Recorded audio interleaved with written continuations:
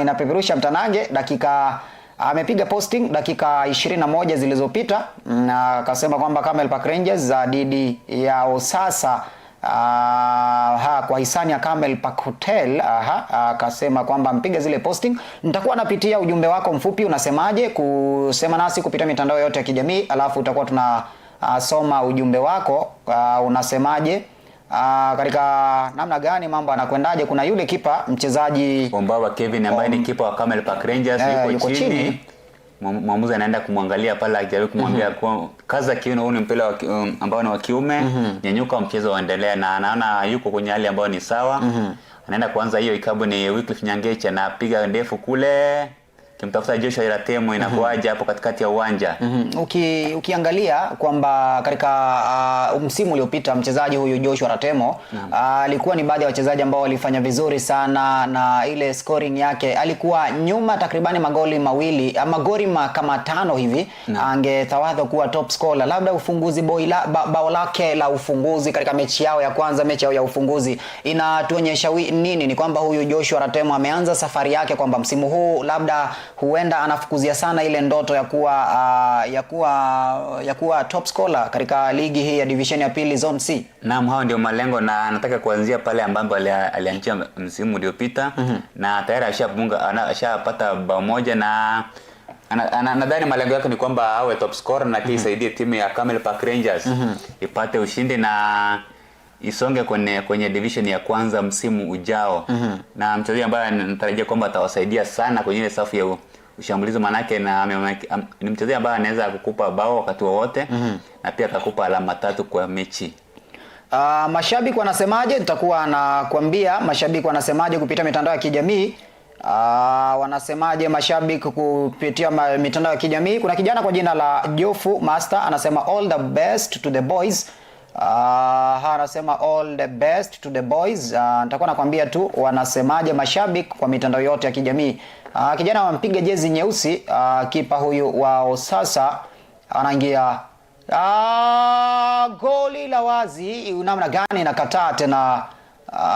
Alijaribu sana ule kipa, namuona yule kipa mvalie jezi nambari 30 Oburu Charles alitoka maeneo yake, ikambabatiza, akajaribu kuilengeta tena kuirejesha ndani mchezaji Ochieng Abel, lakini mambo akakataa. Inakuwa ni kona hii.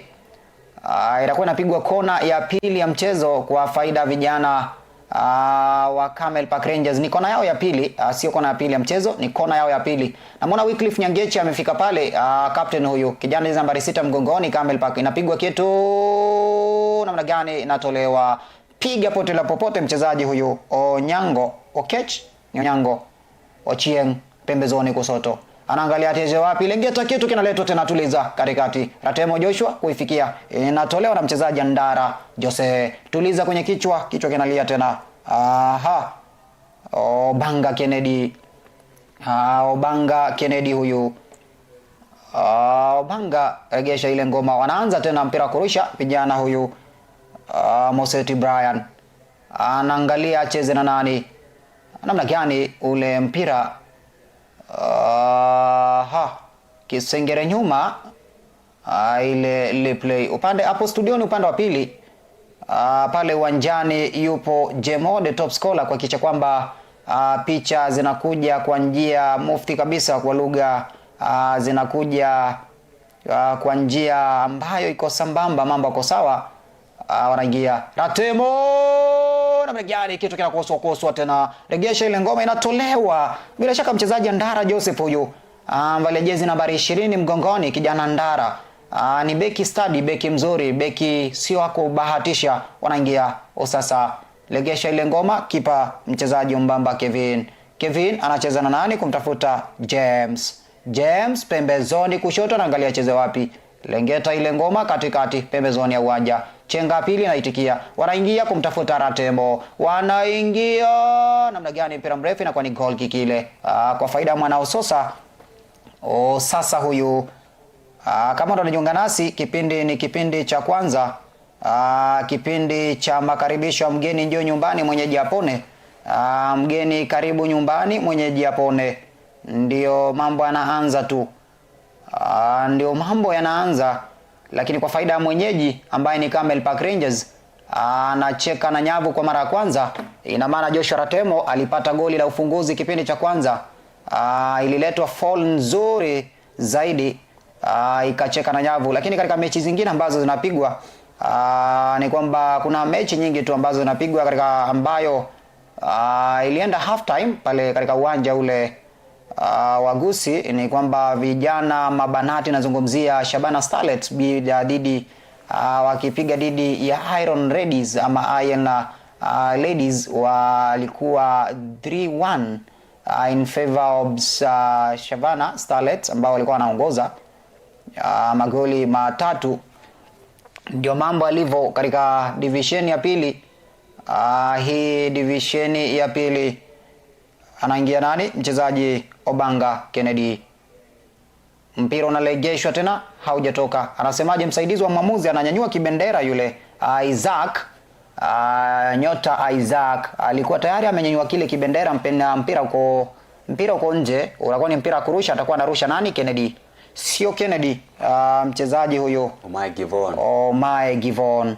Legeta ile ngoma pembezoni kushoto. Anamtafuta nani? Ochieng Abel, ngoma inakwenda ndivyo sivyo. Mchezaji Mangera James yule. James jezi nambari 7 mgongoni, huyo ni sajili mpya. Watakuwa wanaweka rusha nani? Fortune, mchezaji huyo wa Usosa. Mpira unatoka nje, watakuwa ni mpira kurusha tena. Kuna mchezaji namna gani kuna mchezaji alichezewa nini, madhambi namna gani? Tuone. Anakwenda chini mchezaji jezi nambari 12 mgongoni, alichezewa madhambi. Okech Pascal yuko chini, amelala kifudifudi, amelala chali yule Pascal. Anakubali kunyanyuka namna gani na kuketi mchezaji yule Pascal. Anamwona daktari anakimbia pale, yule daktari wa huduma za kwanza, daktari wa klabu ile ya Osasa. Wana mashabiki pale nje hamaki sana, anasema mfanya nini nyinyi? Tuko ugenini. Hatuwezi tukakubali kupoteza. Mnafanya nini? Ukiangalia ile Osasa FC wamepata fursa 2 wakakosa kuzitumia. Ndivyo fursa ya kwanza ilikuwa, kuna kadi itakuwa inashuka pale. Kuna kadi ya njano itakuwa inashuka pale bila shaka. Kuna kadi itakuwa inashuka pale, atakuwa anapewa nani? Tusubirie tuone. Lakini yule mwamuzi wakati ya uwanja, mwamuzi wa siku Onyambo Nathan menajili bila shaka anakuwa anapewa mchezaji yupi? Tuone. Camel Park Rangers wanapata fursa ya kuzungumza, fursa ya kushauriana pia. Wale wachezaji wa Camel Park Rangers wameweka mduara pale. Namuona mchezaji 13 mgongoni, mchezaji huyo Obanga Kennedy. Nguvu mpya ukiangalia kile kikosi, Omae Givon, mchezaji Akamba James, mchezaji Agustino Nyabuto, mchezaji mchezaji alikuwa ampiga msimu uliopita katika klabu ile ya Camel Park Rangers. Mchezaji sijamwona yule jezi nambari 14 mgongoni, alikuwa anatumia ina maana msimu uliopita alikuwa anatumia sana jezi nambari 14 mgongoni. Msimu huu nambari 14 inavaliwa na Kamba James. Naivaa jezi nambari 14 mgongoni kijana Camel Park Rangers. Nitakuwa nakwambia anavaa jezi gani. Bila shaka ile gozi itakuwa inapigwa foul kwa faida vijana wao. Sasa anzisha ile ngoma Lengeta. Kitu kinaletwa namna gani? Pembezoni kushoto naanzisha tena ule mpira. Kuna mchezaji Uching Felix ambaye ni wa Osasa yuko chini na ni kama amejeruhiwa, lakini mchezo bado umesimamishwa na mchezaji na yule referee ambaye ni Nathan. Anaenda kuangalia mambo yamekuaje pale. Ni kama amejeruhiwa na hatujui kama atatoka nje na mambo yatakuaje. Mzamini bila shaka na muona pale kuna bango la Camel Park. Tukiangalia kutoka studio zetu kuna bango lile la Camel Park Hotel bila shaka, the Pride of Kisii. Sehemu ukitaka sehemu ya kujivinjali, sehemu ya kutuliza kichwa, sehemu ya kupunga upepo, so nyingine bila shaka ni Camel Park Hotel, the Pride of Kisii. Kuna Afri Safaris naiona pale, mpiga picha wetu atuonyesha Kuna Camel Park Training College pia. Anamuona pale mtu wa kazi Sami yuko pale. Anamuona ampiga kofia yake kaptura nzuri tu Sami yuko pale. Kuna magari yamepaki pia. Kuna mashabiki hapa wamekuja, kuna gari ya usafiri. Siku zote wanasema siku hizi waamuzi wa siku hizi huwa wana uweledi sana. Iwapo unapoteza muda basi wanasimamisha ile saa yao. Na unapoteza muda lakini mwisho wa siku ni kwamba ile saa yake huwa ameisimamisha. Wanaanza kulingia hata ile gozi. Mchezaji Ombara Kevin. Cheza na nani? Nyangechi. Nyangechi anaangalia cheze nani na Nyabuto. Nyabuto sio Nyabuto. Karikati pembezoni kumtafuta nani? Mchezaji huyo Nyakundi. Jose. Mpira unalengetwa unarushwa tena. Jezi nambari ngapi mgongoni? Mchezaji Omai Givon. Givon anaangalia gusa pembezoni kumtafuta nani? Mchezaji yule Ratemo, lakini anatolewa na mchezaji Moseti Brian. Brian alegesha tena ile ngoma kutafuta nani? Na jezi nambari 7 mgongoni anaingia Mangera. James kumtafuta nani? Ratemo. James. Chenga pili, chenga tatu. James analeta kitu kinatolewa kwa kichwa Ochengi Felix. James anaangalia pige wapi? Ratemo. Joshua. Katikati mpira namna gani? Itakuwa ni foul kwa faida vijana Ososa. Atakwenda kuipiga nani? Mchezaji huyu Ochieng. Katikati anaangalia cheze na nani? Mpira mrefu, mwamuzi wa siku anasema namba gani? Itakuwa ni mpira kurusha. Mchezo Madambi, kadi ya njano inashuka. Kadi ya pili ya njano inashuka kwa mchezaji nani? Kadi ya pili ya njano inashuka kwa mchezaji nani? Nitakuwa nakufahamisha. Mpigwa kadi ya njano asimama pale yule mchezaji jera nambari 5 mgongoni. Nyabuto Agostino ampigwa kadi ya njano huyu. Ina maana kadi ya kadi nyanjano hizi kadi ukiangalia juzi tukiangalia ule mpira ukicheza pale Uingereza Arsenal ikicheza na Chelsea akapigwa kadi watu walikuwa wanangoja sana yule mchezaji Maka Kukulela kwamba Kukulela huwa ni mchezaji wa kaba wachezaji sana, lakini baada ya kupigwa ile kadi nyanjano dhidi ya kucheza visivyo na yule mchezaji Bukayo Saka alituliza ari. Hizi kadi za njano huwa zina hatari gani katika timu ukiangalia katika mchezo huu ambao unaendelea wa Camel Park Rangers? Hadi kufikia sasa wanaongoza Camel Park Rangers goli 1, lakini tumeshuhudia kadi za njano 2. Huenda zikawaathiri kwa vyovyote vile. Naam, zinaweza kaadhiri timu, manake mchezaji akipewa kadi moja inakaa kama ni amepewa warning kwamba akipewa nyingine ya pili huenda kaondoka kwenye mchezo, na wale ambao watapata faida ni hiyo timu pinzani. Na labda msimu ukiendelea ukipata kadi 5 mtawalia, unapata kwamba unakosa mechi ambayo inafuata ambayo ni ya 6. Na mchezaji ambaye ni wa kutegemewa sana kama Joshua Ratemo ama Nyangicha akipata kadi kama hiyo inakuwa ni kwa faida ya mpinzani, na timu pinzani huenda ikapata alama. Na nikupe taswira tu mchezaji ambaye ni Joshua Ratemo, jezi namba 16. Ni mchezaji ambaye amemakinika sana hadi kufikia sasa yeye amefunga hilo bao la kwanza ambalo amewapa uongozi timu ya Camel Park Rangers. Mchezaji ambaye ni wa kutegemewa sana kwenye hii timu, amekuwa timu kadhaa na sasa ameanza msimu kwa njia ambayo ni nzuri. Already tukizungumza mpaka sasa hii ni top scorer kufikia sasa, kwa maana yake tayari ashafunga bao na hatujui nini kinaendelea kwenye mechi zingine, lakini kufikia sasa ni kwamba anaongoza chati la wafungaji bora mabao, na huenda akapata bao la pili lakini amekosa kumakinika kidogo, labda angekuwa amepata bao la pili kufikia sasa. Haya, 42 ndizo dakika zimekatika baada ya mpira kung'oa nanga katika uwanja wa Nyanturago Stadium. Hadi kufikia sasa KPR, nazungumzia Camel Park Rangers, wanaongoza goli 1-0 dhidi ya Usasa. Goli la pekee, goli ambalo limetiwa kimiani na mchezaji Joshua Ratemo, amvalia jezi nambari 16 mgongoni. Sema nasi kupitia mitandao ya kijamii. Tuambie unafuatilia kutoka upande gani wa hapa nchini Kenya, alafu na tutakuwa tunasoma ujumbe wako moja kwa moja. Nani anasemaje huyu? Nitakuwa natafuta tu jumbe zao za kijamii katika mitandao ya kijamii. Tufuatilie kupitia account yetu ya pale kupitia YouTube account Ndizi TV Africa. Sema nasi tuambie unaitakia timu gani ushindi, lakini pia tutakuwa tunakwambia mambo yanakwendaje katika upande wa pili. Ziliratibiwa kuchezwa mechi ngapi hii leo katika division ya pili? divisheni hii ya pili zone cha. Kumbuka kuna zone takribani 3, zone ya A, zone ya B na zone ya cha katika divisheni ya pili mwaka 2025 mwaka 2026. Nazungumzia msimu huu. Katika ligi itakuwa inapigwa fall kwa faida ya vijana wa Ososa, ama Osasa, sio Ososa, ni Osasa. Itakuwa inapigwa fall, tusubirie tuone. Panga ile safu ya ulinzi, safu ya defense itakuwa inapigwa hatari ile moja. Tuangalie tuone mambo atakwendaje. Iwapo atacheza itakuwa ni moja ama vipi? Tusubirie tuone. Namuona ule kipa mchezaji Obamba Kevin panga safu ya ulinzi, anamwambia Wycliffe Anyangechi kama hala pako. Inaanzishwa kitu namna gani? Tueleza kitu kinatoka, inakuwa ni nini? Alianzisha mpira. Nazungumzia uwanja wa Nyanturago. Ni kwamba Camel Park Rangers wanaongoza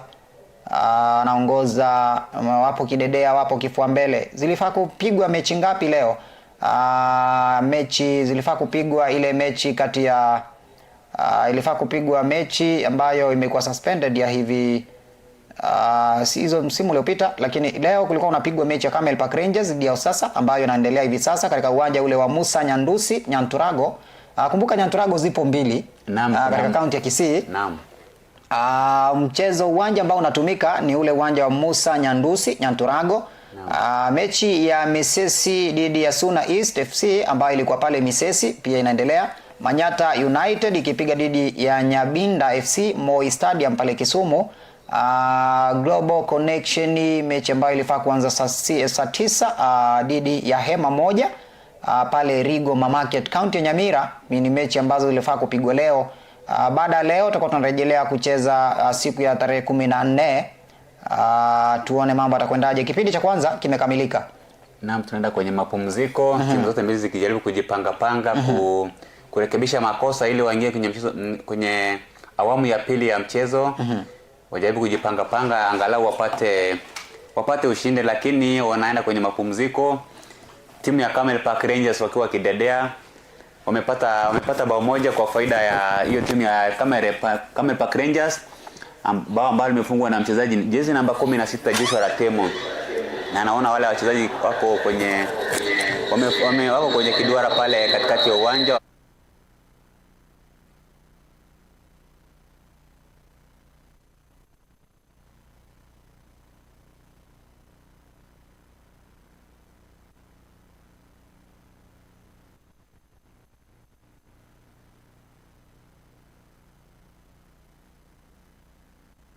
Sana tunatarajia kuona kipindi cha pili kitaanza namna gani, lakini nadhani timu ya Osasa imejitahidi, inajaribu kutafuta bao la kusawazisha, lakini bado mambo hayajakubali, lakini bado mapema nafasi ipo. Wakiingia kwenye kipindi cha pili huenda wakawa na nafasi ya kupata bao, lakini kwa faida ya msikilizaji ambaye amejiunga na Ndizi TV wakati huu ni kwamba timu ya Camel Park Rangers wanaongoza bao 1-0 dhidi ya timu ya Osasa FC. Naam. Ukiangalia ile formation ambao wameitumia wao, ni kwamba angalia vijana wa Osasa kweli wamekuwa mchezoni. Ukiangalia walivyokuwa wanacheza, wamekuwa mchezoni kwa dakika 45 hizi ambazo zimekamilika, lakini hawajapata ile nafasi ya kutumia nafasi ya wazi ile, japo licha kwamba ile safu ya ulinzi ya vijana wale wa Camel Park Rangers haijakuwa ni safu ya kujituma sana. Ukiangalia mahala pake anapatikana, wakija katika ushambulizi anapatikana tu mchezaji yule ambaye ni captain Wycliffe Nyangechi. Kwa wamepata, iwapo angezitumia zile fursa ambazo wamezipata wakazitumia kwa sawa, basi mambo angekuwa ni mazuri, lakini hawajaweza kuzitumia vilivyo.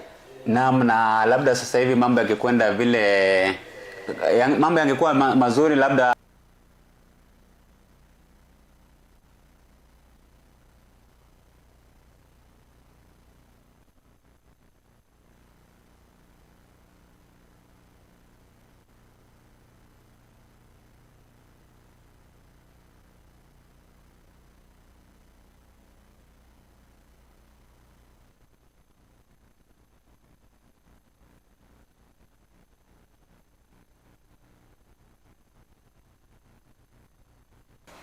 angalau waanze msimu kwa njia ambayo ni nzuri, wapate pointi 3 siku ya leo, na mambo huenda yakawa hivyo, lakini bado ni mapema. Timu ya sasa vile vile imejiandaa vizuri kwa sababu walipata nafasi moja lakini hawakutumia vizuri, wakosa kumakinika vizuri na wanaenda kwenye mapumziko.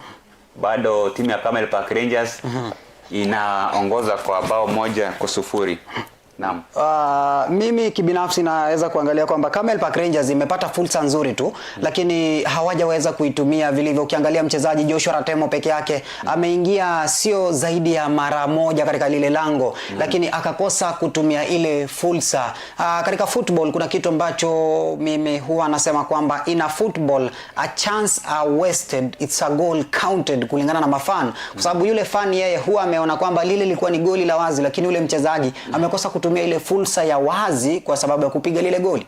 Naam, nasema kwa lugha nyingine ni kwamba football is a game of mistakes.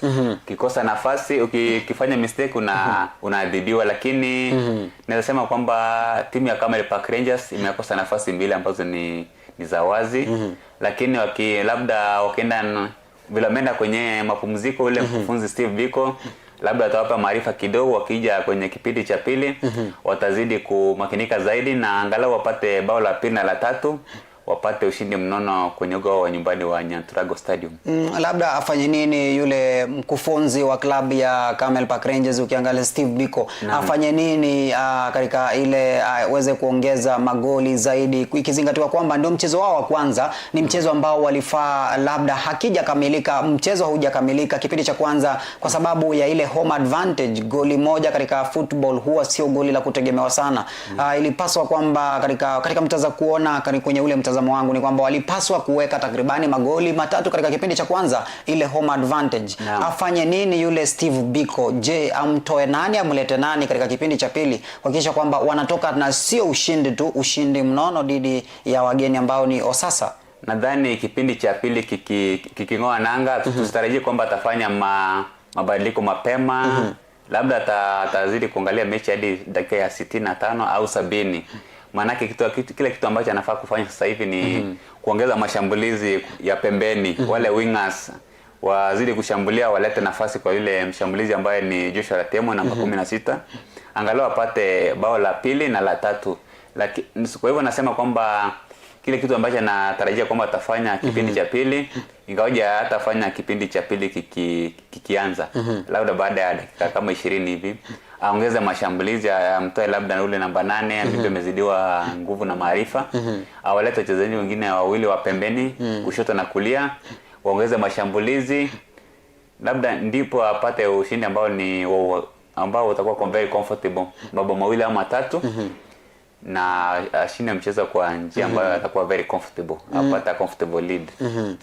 Ukiangalia the opponent team, tumemtazama sana mchezaji Pascal akiingia mara sio zaidi ya moja, lakini ukiangalia mchezo ambao anaucheza yule mchezaji Pascal na ulinganisha na mchezaji aliye wa taifa la Ubelgiji, na mzungumzia mchezaji yule Eden Hazard, kwamba Pascal ni mchezaji yule wa kuguswa akaenda nyumbani, na kweli kaguswa akaenda chini, na kweli umemshuhudia yule Pascal kwa njia moja au nyingine kiguswa na ile defense anakwenda chini kwa urahisi, na inakuwa ni njia mzuri tu ya kutafutia wachezaji wake fall ya kuweza labda kucheza kutafuta ule ushindi.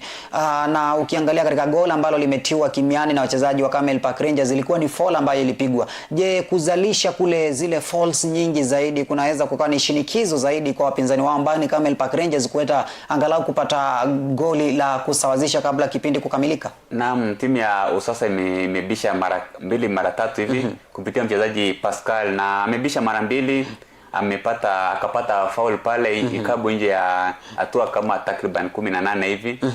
Nafasi ambayo labda wangetumia vizuri ingezalisha bao.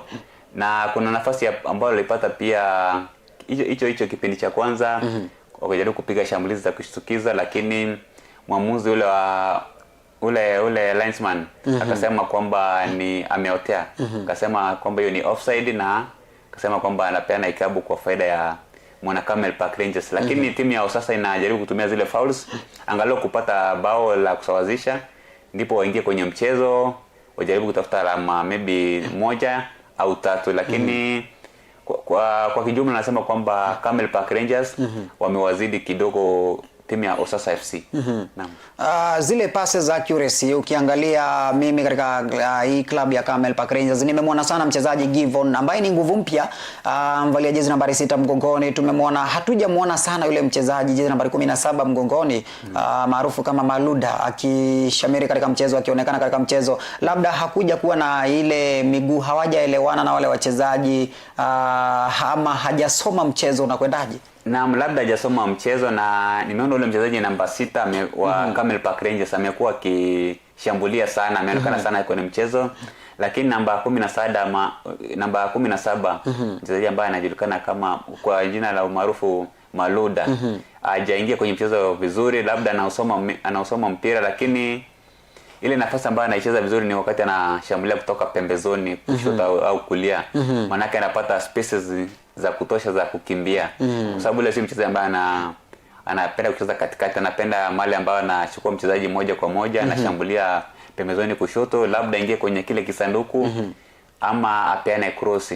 Na labda kipindi cha pili wakifanya mabadiliko machache hivi ya kiufundi, huenda akapata nafasi ya kushambulia zaidi. Kukafanywa ile shifting. Kwa sababu ukiangalia ni kwamba kweli naweza nikakubaliana na kauli zako. Ukiangalia mchezo wa kirafiki ambao alicheza dhidi ya Gesusu Raiders, hakucheza pale, sasa hivi anacheza kama mshambulizi wa katikati ya the central attacker. Hachezi kama winger, na yeye kweli huwa anacheza sana kama winger kutumia mguu wake wa kushoto. Labda inaweza ikawa ni njia moja ya yeye kumtatanisha kwa kutofit hiyo game. Naam, kama unavyojua ni kwamba anatumia mguu wa kushoto, na yeye kwa mara nyingi huwa amezoea kucheza kama mchezaji wa pembezoni, labda kushoto au kulia. Manake ukicheza pembeni kuna nafasi kubwa sana ya kumake ile movement, kusonga na kuchukua ile opponent one versus one.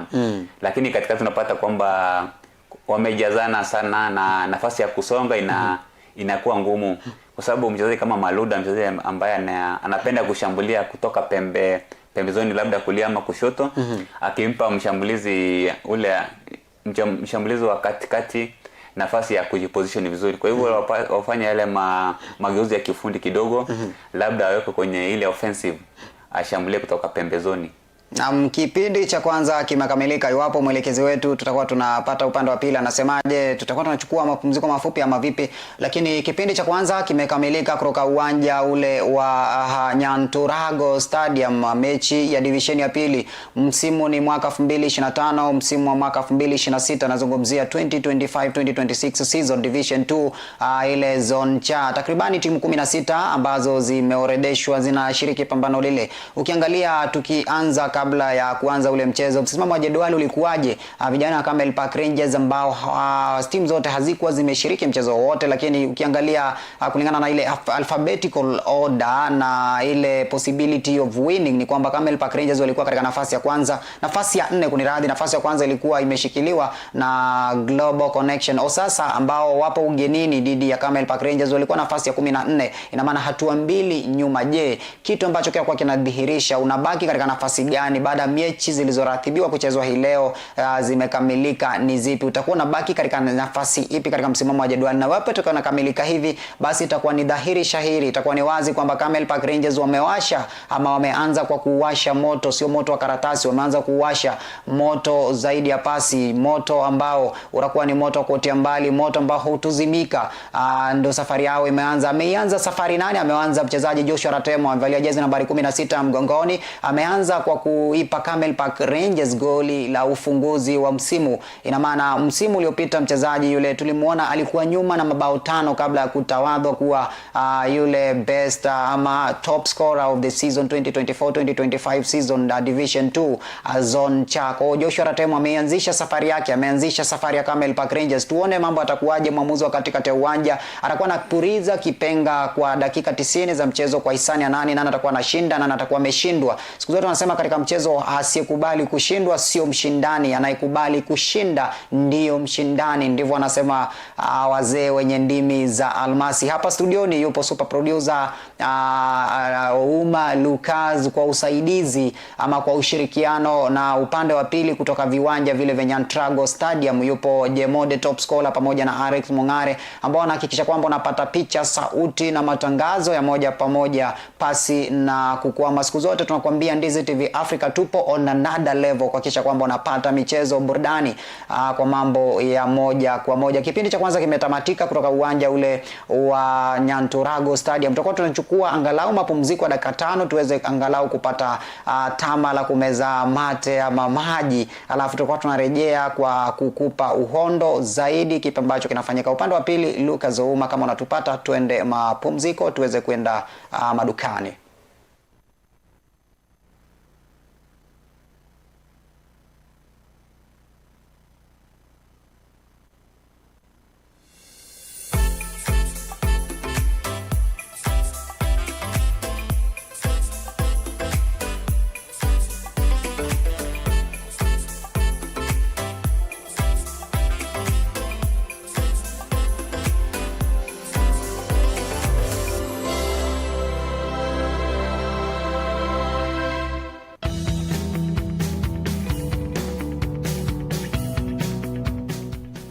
This festive season, treat yourself at Camel Park Hotel, just 5 kilometers from Kisii town off Kisii Kilgoris Road.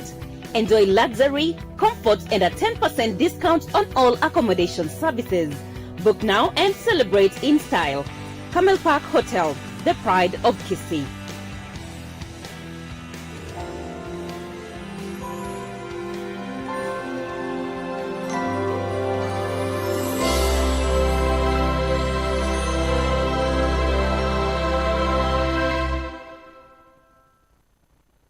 Mteja mpendwa, ni wakati sasa wa kujinyakulia aina ya flash disk kuanzia 8GB, 16GB na vilevile 32GB. Vilevile earphones, wireless headsets, unajipatia wireless microphones tofauti kwa bei nafuu. Yale ambayo unafaa kuyafanya hivi sasa ni kwamba unapiga simu kupitia nambari 0739318606. Yote unayapata kwa bei nafuu popote ulipo.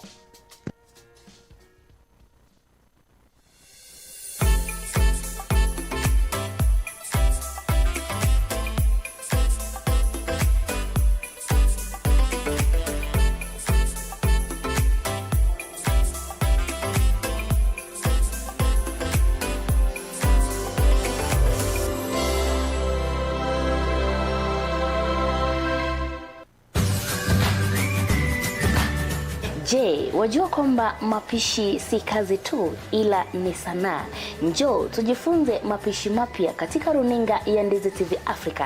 Hapa ndipo tunapika, tunajifunza, tunakula, tunasherehekea na kucheka kidogo. Ungana nami kila siku ya Jumanne kuanzia mida ya saa 2 usiku katika kipindi chetu cha Pishi Bora. Hapa ndipo tutakuwa tunapika vyakula mbalimbali ambavyo vitakuwa vinanukia kama vile mchuzi wa nyanya, tunapika kuku kitunguu, tunapika wet fry na vyakula vingi zaidi. Njoo tujifunze pamoja na tulete ubunifu jikoni katika kipindi chetu cha Pishi Bora. Ungana nami Ronelfa katika kipindi cha Pishi Bora, tulete ubunifu jikoni.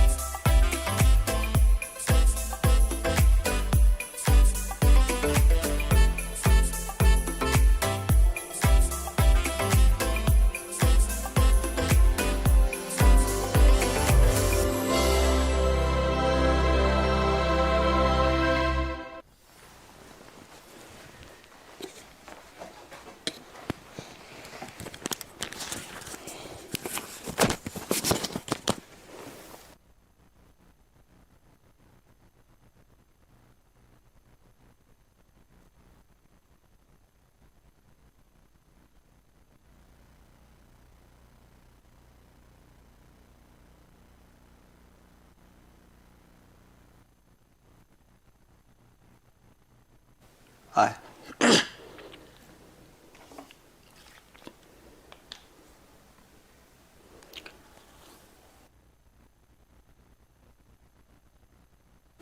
Kipindi cha pili kitakuwa kinaanza muda wote kuanzia sasa. Vijana wa Camel Park Rangers walianza kwa maombi. Kipindi cha kwanza wanaanza tena kwa maombi. Kipindi cha pili namuona mchezaji jina nambari 13, sijamuona sana mchezaji Obare. Obare huyu mchezaji ambaye msimu uliopita alikuwa ni mchezaji wa kuleta mikiki ya katikati. Katika awamu hii ya pili atakuwa anaanza nani? Bila shaka watakuwa wanaanza wachezaji wa sasa. Jezi nambari 14 mgongoni, namzungumzia nani? Zeki Felix atakuwa anaanza. Guzisha Zeki, aregesha ile ngoma kwa Kenani Ochieng Felo, tuliza ile ngoma, mpira mrefu. Kipa anasema hii ni yangu. Obamba Kevin anatuliza, anasema hii ni yangu.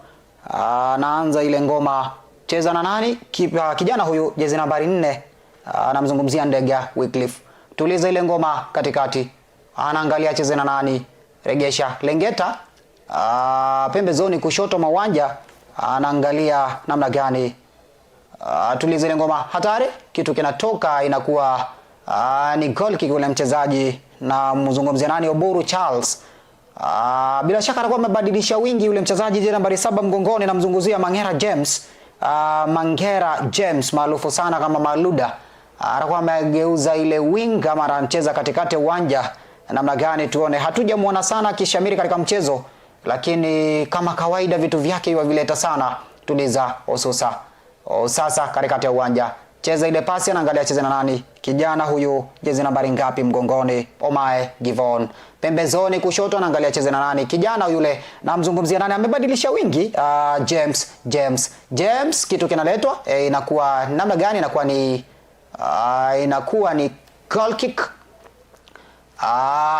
Amebadilisha hii wing. Tumemzungumzia sana tukienda mapumziko kwamba huyu ni mchezaji ambaye hamudu kucheza katikati, ni mchezaji ambaye anapenda sana kucheza kama mshambulizi wa pembezoni kushoto ama kulia. Nami na akicheza kama mshambulizi wa pembeni, anapata ile nafasi na freedom ya kufanya ile dribbling, anachukua mchezaji ambaye ni mpinzani moja kwa moja, na inampatia nafasi ya kushambulia vizuri na kuingia kwenye ile box kisanduku, ambapo inakuwa ni rahisi kupeana ile pasi ya mwisho kufunga bao, na inakuwa ni nafasi nzuri ya wao kupata matokeo. Na nadhani nikiangalia kipindi cha pili kimeanza, na nadhani huyu mkufunzi Steve Buka ambaye ni wa timu ya Camel Park Rangers FC bila shaka amefanya badiliko na akamleta mchezaji kama sijakosea, amemleta huyu mchezaji Diouf Obare. Naam. Obare ambaye anavalia jezi nambari 10 na ngapi?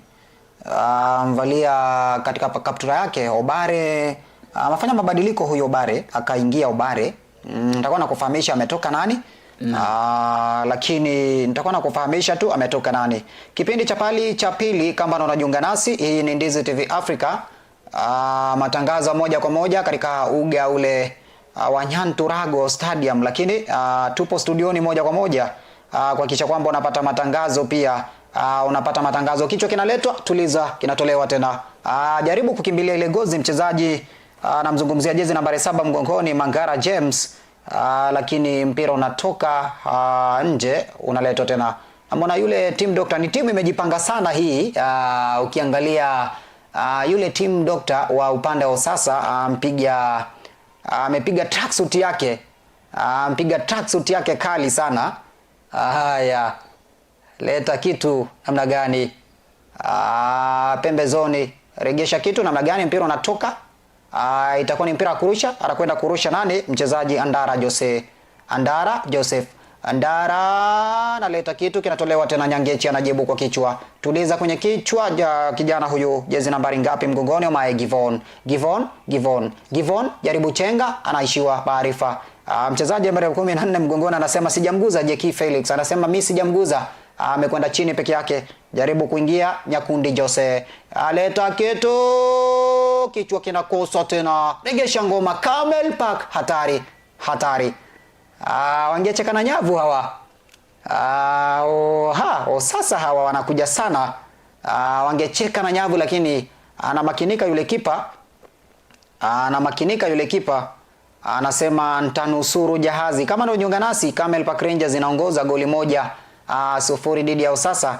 Goli lilitiwa kimiani na mchezaji Joshua Ratemo, mchezaji wa kwanza kuanza, mchezaji ambaye alifungua mabao ama alifungua bao. Jaribu kuingia mchezaji Jemo James, jezi nambari 7 mgongoni, anaangalia cheza na nani? Cheza na Nyakundi Jose. Nyakundi Jose reta ile ngoma katikati. Anaingia nani? Mchezaji Ochieng Abel. Reta kitu namna gani, anatoka nje, inakuwa ni goal kick ile kwa faida ya Osasa. Inakuwa ni goal kick kwa faida ya Osasa. Osasa hii haijafanikisha kupata goli la ugenini. Bado mambo ni 0-1. Umeanza kufunguka, ukiangalia ule mpiga picha wetu anakuonyesha kwamba anga imeanza kufunguka, anga imeanza kuachana. Ile mvua ya kunyesha ilianza kunyesha sana manyunyu katika ule uwanja katika ule uwanja wa Nyanturago, lakini imeanza kufungua anga sana. Kuna mama mmoja yuko pale Nyanturago anasema, mkija huku sana, mkija uwanjani nyinyi watangazaji wa Ndizi TV Africa mwatusaidia sana, huwa mnachangia sana, mnatuchangia sana kunywa soda hapa. Haya ndio njia moja kukuza uchumi. Huyo ni mama mmoja yuatutunza sana pale uwanjani. Anaingia nani? Kijana 11 mgongoni, anacheza katikati huyu. Nyakundi Jose. Sijui kama watakuwa wanaongeza bao la pili ama mambo atakwendaje, tusubirie tuone. Lakini kwa sasa mchezaji Joshua Ratemo aliweka kifua mbele katika kipindi cha kwanza. Aliweka kifua mbele Camel Park Rangers. Inaongoza goli 1-0. Wapo itakuwa na shinda hivi, basi mambo atakuwa mazuri, atakuwa ni mazuri kwa faida vijana hawa wa Camel Park. Tuangalie mambo yanakwendaje, lakini hakujafanywa ile. Nitakuwa na tafuta kuona zile update mambo yanakwendaje, lakini hadi kufikia sasa ni kwamba mpira uliofaa kuchezwa dhidi ilifaa kuchezwa leo ni mpira gani nitakufahamisha tu. Camel Park Rangers ambayo hii sio, nitakufahamisha tu, lakini Camel Park Rangers dhidi ya Usasa, mpira ambao unachezwa Misesi, Suna East, Manyata United dhidi ya Nyanyabinda FC, alafu Global Connection ambayo pia mpira wao umeanza. Acha ni kufahamisha matangazo ama matokeo yanaendaje katika upande wa pili. Nitakufahamisha matokeo yanaendaje upande wa pili dakika ambazo sio chache, lakini kutoka hapa studioni ni kwamba mambo yanakwenda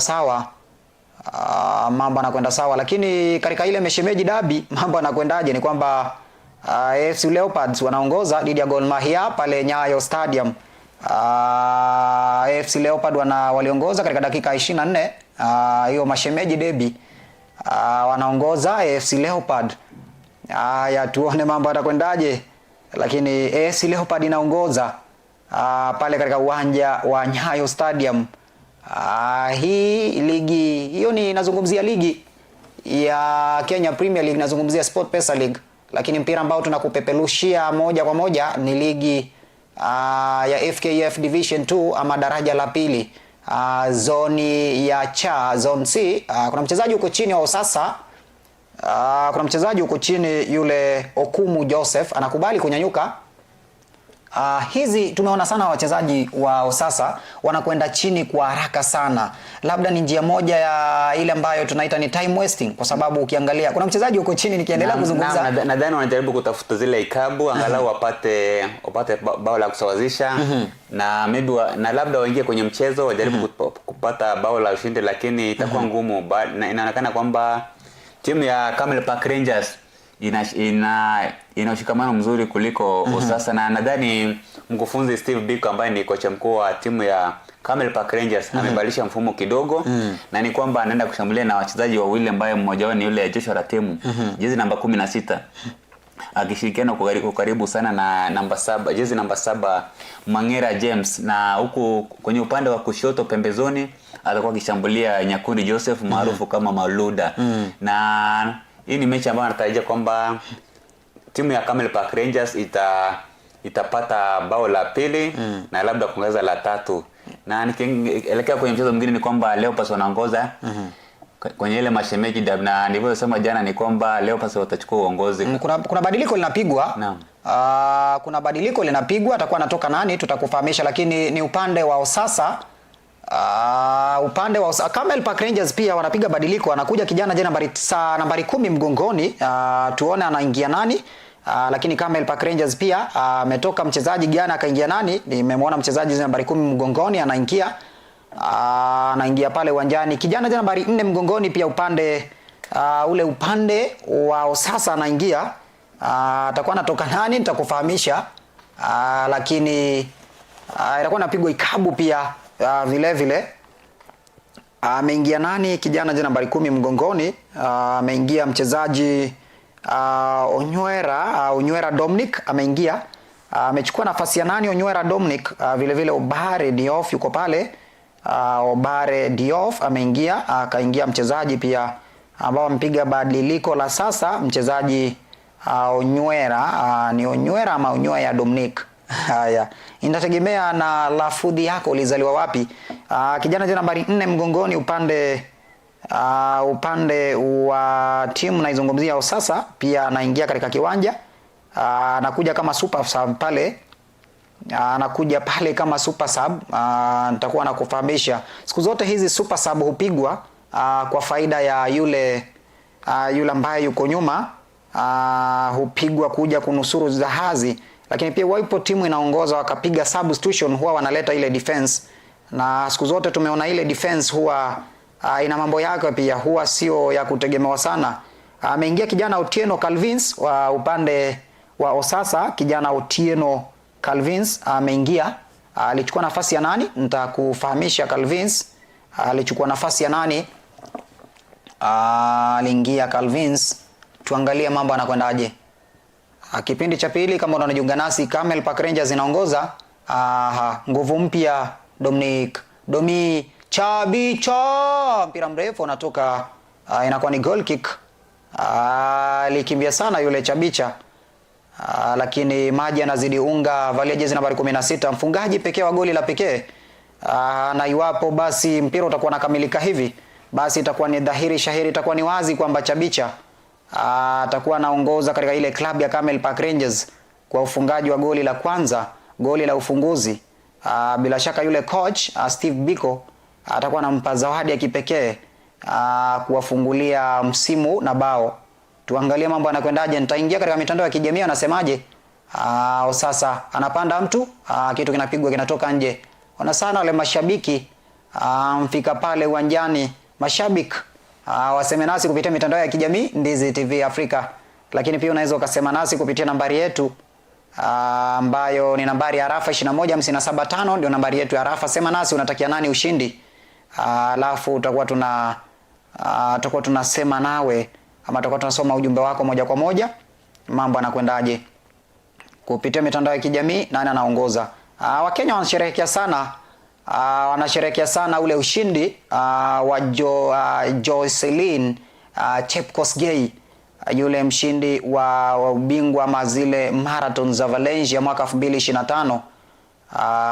Joylin, lakini pia Kipkoril upande wa wanaume alichukua ule ushindi.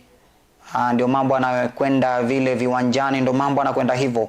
Upande mwingine tumekufahamisha kwamba mashemeji derby AFC Leopards inaongoza. Haijawahi kukua mbele kidedea AFC Leopard na ikatoka kwa ikachukua ule ushindi. Labda tutatarajia ile comeback, huenda kukawa na comeback upande wa vijana hawa vijana wa Gor Mahia Kogalo. Wako na uwezo wa kuwa na comeback kupitia wale wachezaji wao ambao ni kama Felix Oluoch na pia ule Emmanuel Radekwam, na pia kuna ule mchezaji ambaye ni kiungo ambaye na ataki midfielder mzuri sana Austin Odhiambo. Wako na nafasi ya kurudi kwenye mchezo, lakini nadhani huu msimu leo pasi wameanza vizuri. Hadi kufikia sasa wamepoteza mechi moja ambayo ilikuwa dhidi ya Mara Sugar katika uga wa Wenda Stadium. Na nadhani siku ya leo naamini kwamba leo pasi huenda wakapata ushindi ambao ni mnono sana. Ni muda mrefu tangu AFC Leopards kupata ushindi dhidi ya Gor Mahia. Msimu uliopita walipata sare 2. Lakini nadhani naamini kwamba siku ya leo motisha iko juu kwenye Leopards bench pale. Na Leopards watapata ushindi na alama 3, na nadhani msimu ndio FC Leopards wako na nafasi ya kushinda hii ligi ya SportPesa League. Na nikiangalia jinsi ambavyo wamepanga ile squad yao, ni kwamba ile safu ya mabeki inaongozwa na Casey Odhiambo na Randy Bakari ambao msimu jana walikuwa na ushikamano mzuri sana na safu ya shambulizi wameanza na Victor Omune ambaye ni nahodha ambaye pia alifunga bao wiki iliyopita wakicheza na Kariobangi Sharks, na Tyson Otieno pia ameanza kwenye upande wa kushoto akisaidiana na Julius Masawa. Kwa hivyo ni mechi ambayo nadhani FC Leopards wakilinda hilo bao vizuri watapata ushindi siku ya leo, na ujue kwamba wako ugenini. Manyata wanampiga mtu, wamemuumiza mtu. Katika mechi nyingine inayoendelea ni kwamba pale Moi Stadium Kisumu, Manyata United wanampiga mtu, wanamuumiza mtu. Mchezaji Onyango anatia kimiani magoli mawili, na maana wanaongoza kwa magoli 4-0. Ni game ambayo ina msisimko wake pale katika uwanja ule, nazungumzia uwanja wa Moi Stadium Kisumu. Nyabinda FC inarindimwa, ni kipindi cha pili hiki, inalindimwa magoli 4-0 kipindi cha pili. Misesi Suna East nitakuwa nakufahamisha mambo yanakwendaje. Sasa dhidi ya Camel Park Rangers, Camel Park Rangers inaongoza. Alafu upande wa Global Connection dhidi ya Hema Moja pia ni mchuano ambao nitakuwa nakufahamisha mambo yanakwendaje. Hii ni DZTV Africa, televisheni pekee ambayo katika masuala ya kispoti, katika masuala ya kutafuta mambo ya spoti, mambo yanakwendaje, basi tunakwambia tunaongoza. Wanaanzisha sasa, tuliza karikati, legesha ile ngoma. Wanakataa vijana hawa wa Camel Park Rangers. Kijana Domi, huyu sio Domi, ni 14 mgongoni, kijana Kamba James anacheza na nani? Anacheza kupitafuta Nyakundi Jose pembezoni kushoto. Anaangalia acheza na nani? Chabicha, sio Chabicha. Mpira unatoka nje, anasema msaidizi wa mwamuzi yule. Msaidizi wa mwamuzi namzungumzia David Nyangmoko, anasema mpira kurusha. Rusha ile ngoma, inaletwa kitu Ngege. Tuliza namna gani? Jaribu za kujaribu, inachezwa tikitaka lakini mpira unatoka nje. Mpira unatoka nje. Inakuwa ni goal kick namna gani? Ni goal kick ile. Itapigwa goal kick au kona, goal kick. Namuona yule kipa mvalia jezi yake 30, je kipa ambaye yupo ugenini. Mpiga picha na kuonyesha upande wa pili. Ipo Camel Park Training College. Kwa wale wanafunzi anakuonyesha sana mpiga picha Aleki, kwa ushirikiano na Jemo the Top Scholar. Camel Park Training College. Kwa yule ambaye watatazama kupitia mitandao ya kijamii kwa mara ya kwanza, na tutazama kwa kupitia mitandao ya kijamii, anajiuliza hii Camel Park Training College iko wapi? Hii ni chuo anuai ama chuo cha kiufundi ambacho kinapatikana katika Camel Park Hotel, chuo cha kukuletea mafunzo kwa kozi za diploma na certificate. Tunazungumzia shahada na astashahada, ni cheti na astashahada. Nazungumzia cheti na astashahada. Tuliza, lengeta, zungusha mtu, Akamba Jemo, Akamba James, katikati, tuliza. Mpira unatoka nje, anasema mwamuzi wa siku Nkumbu Nathan, ni mpira kurusha. Mpira kurusha, mwamuzi anamuita nani? Kijana jezi nambari 5 mgongoni, afika pale Bernardo Kelo. Captain Fantastic huyu Bernardo Kelo ndio captain huyu. Bila shaka hajamuita, anaenda kulalama nani? Si captain, yes sio captain. Haya. Alikwenda kumwambia mwamuzi namna gani, umefanya uamuzi gani? Lakini mwamuzi anamwambia ndo kazi yangu hii, na azimanya sana hizi sheria 27 za FIFA. Usitake kumkanganya mimi. Haya, sasa dhidi ya Camel Park Rangers inaongoza Camel Park Rangers. Kijana Chabicha, kuna wachezaji wawili wako chini, kumetokea nini? Kijana jezi nambari 5 mgongoni, anamzungumzia Nyabuto Agustino. Dakika ni 63. Ina maana tumesalia dakika ngapi mpira ukamilike? Zimesalia dakika ngapi? Zimesalia takribani dakika kama 27 hivi kipindi cha pili, kabla dakika za nyongeza za muamuzi wa katikati ya uwanja. Nazungumzia Nyabuto Nathan. Kuna yule match official, match commission anamzungumzia, yuko pale chini ya uangalizi wake. Mechi inapigwa chini ya uangalizi wake. Anamzungumzia nani? zinapigwa zile danadana. Ananambia rafiki yangu mmoja, tuma ujumbe mfupi, anasema kwamba ambia Wakenya wote Daniel amewasalimia kutoka EBK Trends. Ambia Wakenya wote Daniel amewasalimia kutoka EBK Trends Palma. Halafu unitumie record. Haya Dante, Dante. Haya. Huyu anaitwa Dante. Shabiki sana wa Ndizi TV Africa. Shabiki sana wa Ndizi TV Africa. Anasema ambia Wakenya wote Daniel amewasalimia sana kutoka EBK Trend. Jina gumu kwangu kulisoma, EBK Trends. But Pereira ama ni Pera ama Pereira, sijui linasomwaje. Mwalimu wangu wa Kiswahili alinambia kwamba majina ya Kiswahili na Kiingereza kuyaoanisha inakuwa ni ngumu sana kwa yule mwanafunzi ambaye amekita mizizi kwa lugha ya Kiswahili. Inategemea pia mzaliwa wapi. Kipindi cha pili, vijana wa Susa 0, Camel Park Rangers goli 1.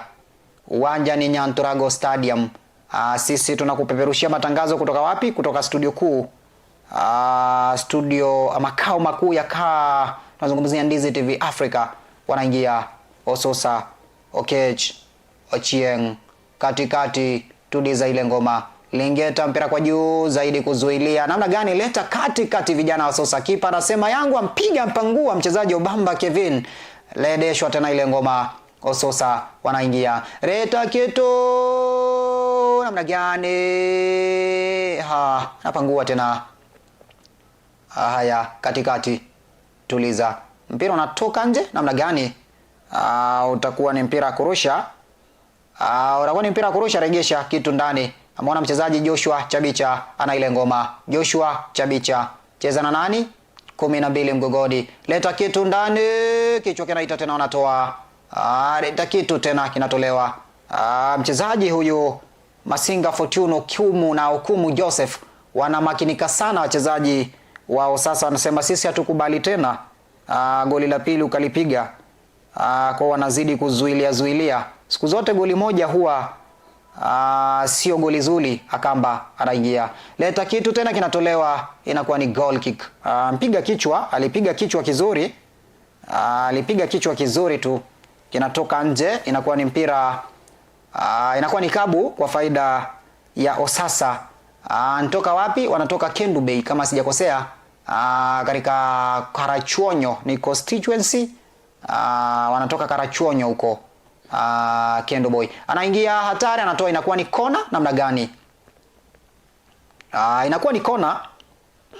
Tusubirie tuone kona itakuwa napigwa kwa faida nani. Shukran sana wanaozidi kutufuatilia katika mitandao ya kijamii. Namuona nani wanazidi kufuatilia sana moja kwa moja.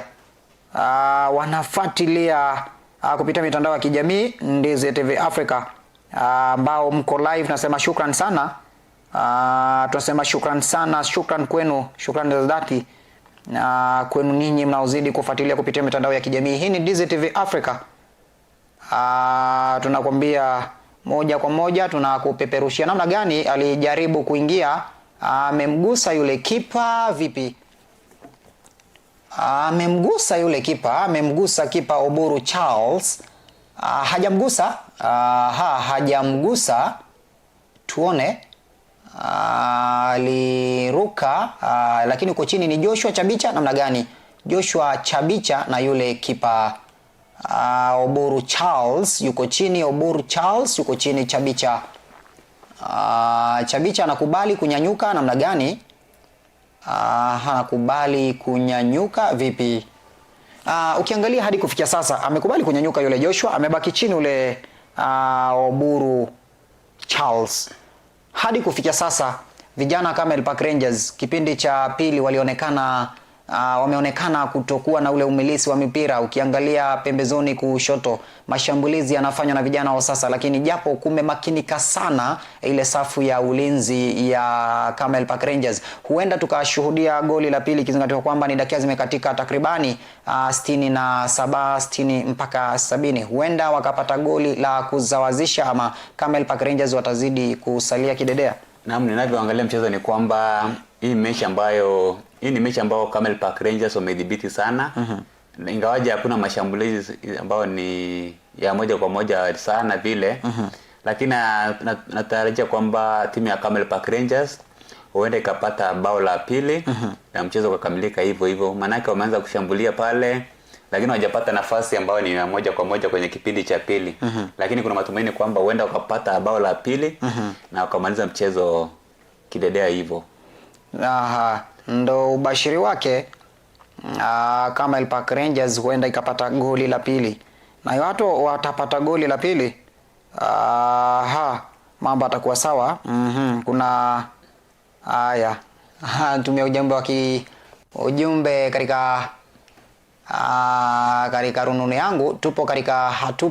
Hatupo katika studio za Ndizi TV Africa. Unaingia hatari,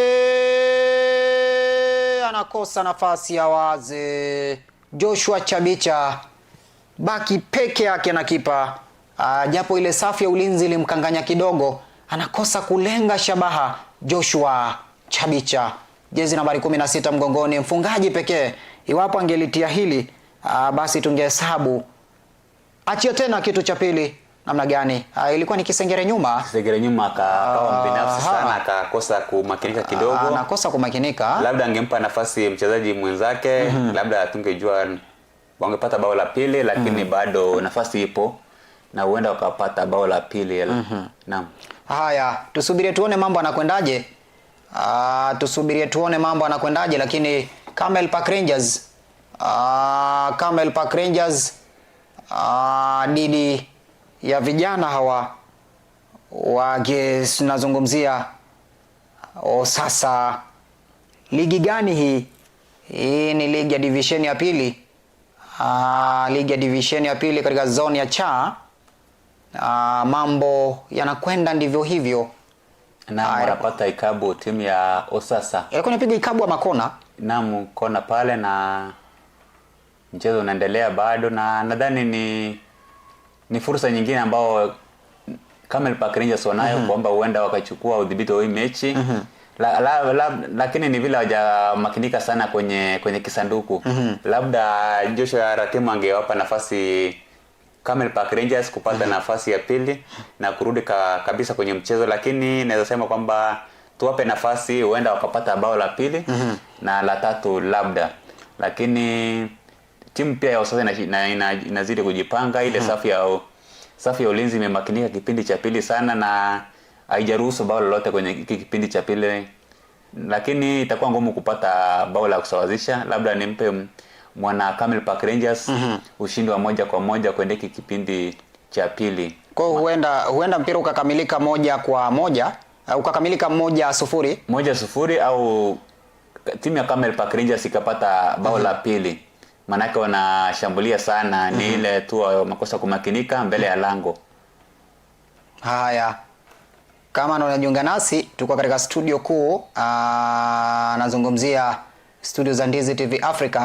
Wanaingia namna gani? Kosa yule kipa analaumu sana ya mchezaji Oburu Charles.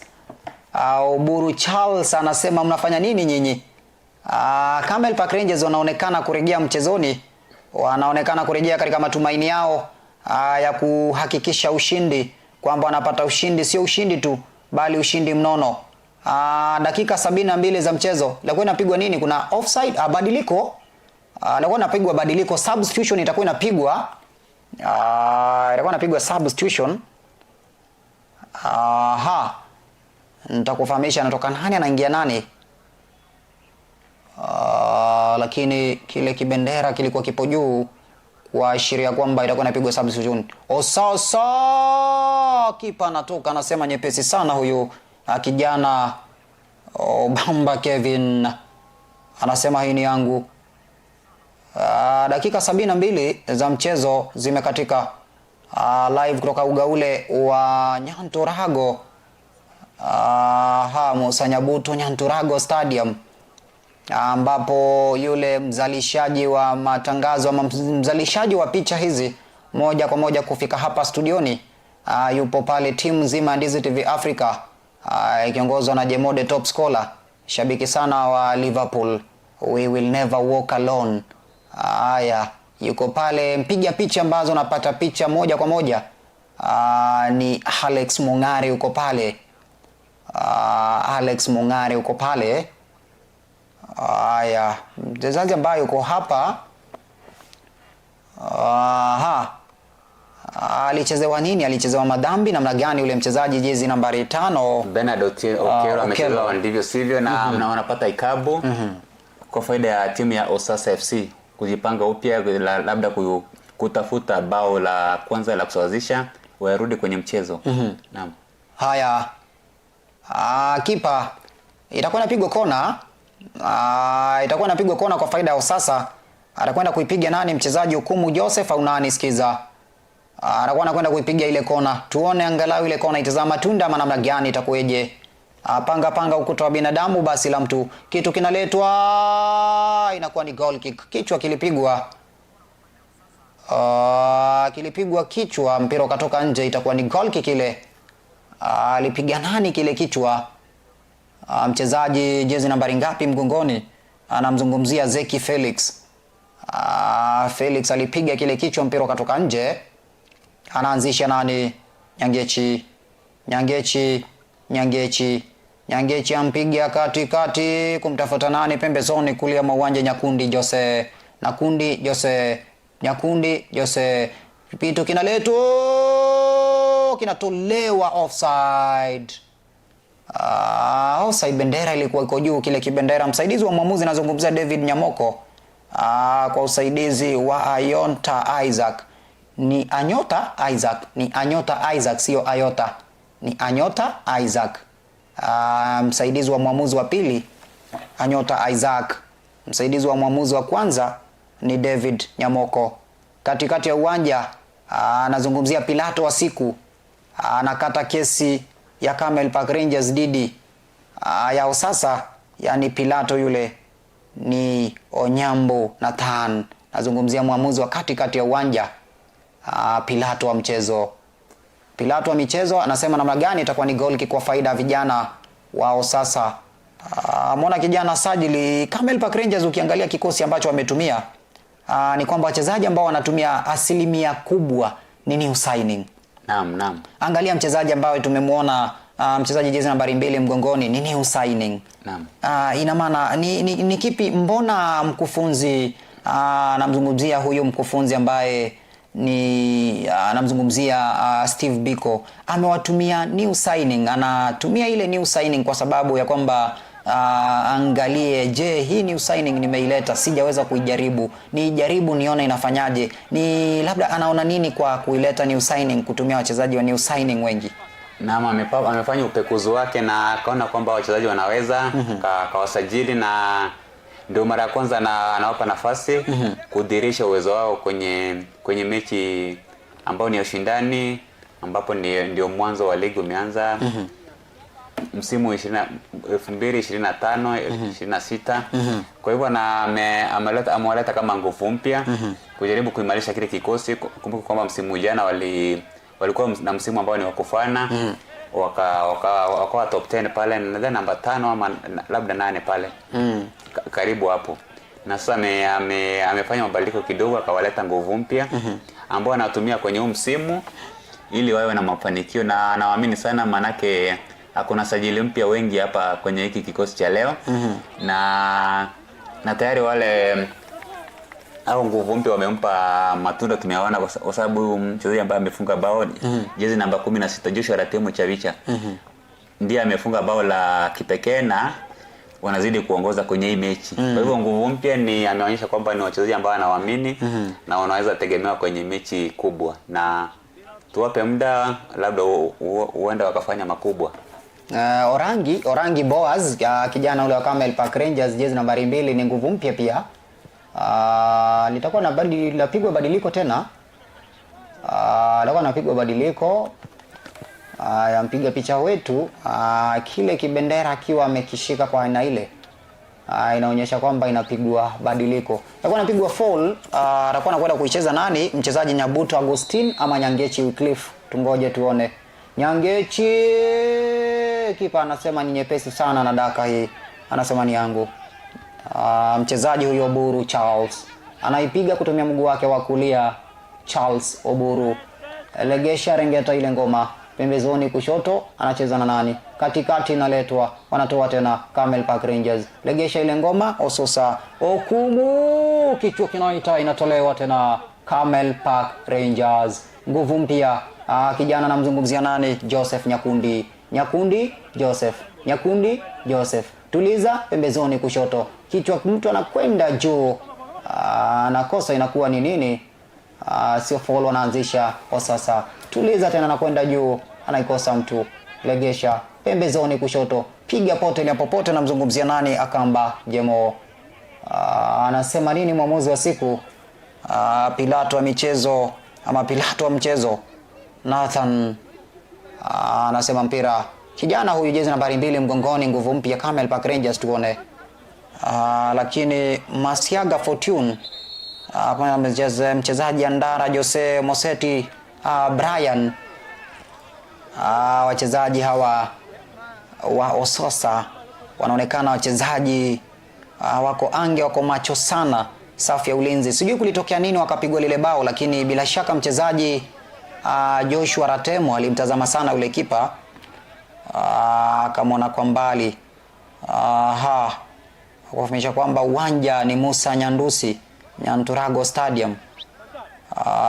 Yule match commissioner Cosmas Nyarechi, Cosmas Nyarechi namuona yuko pale.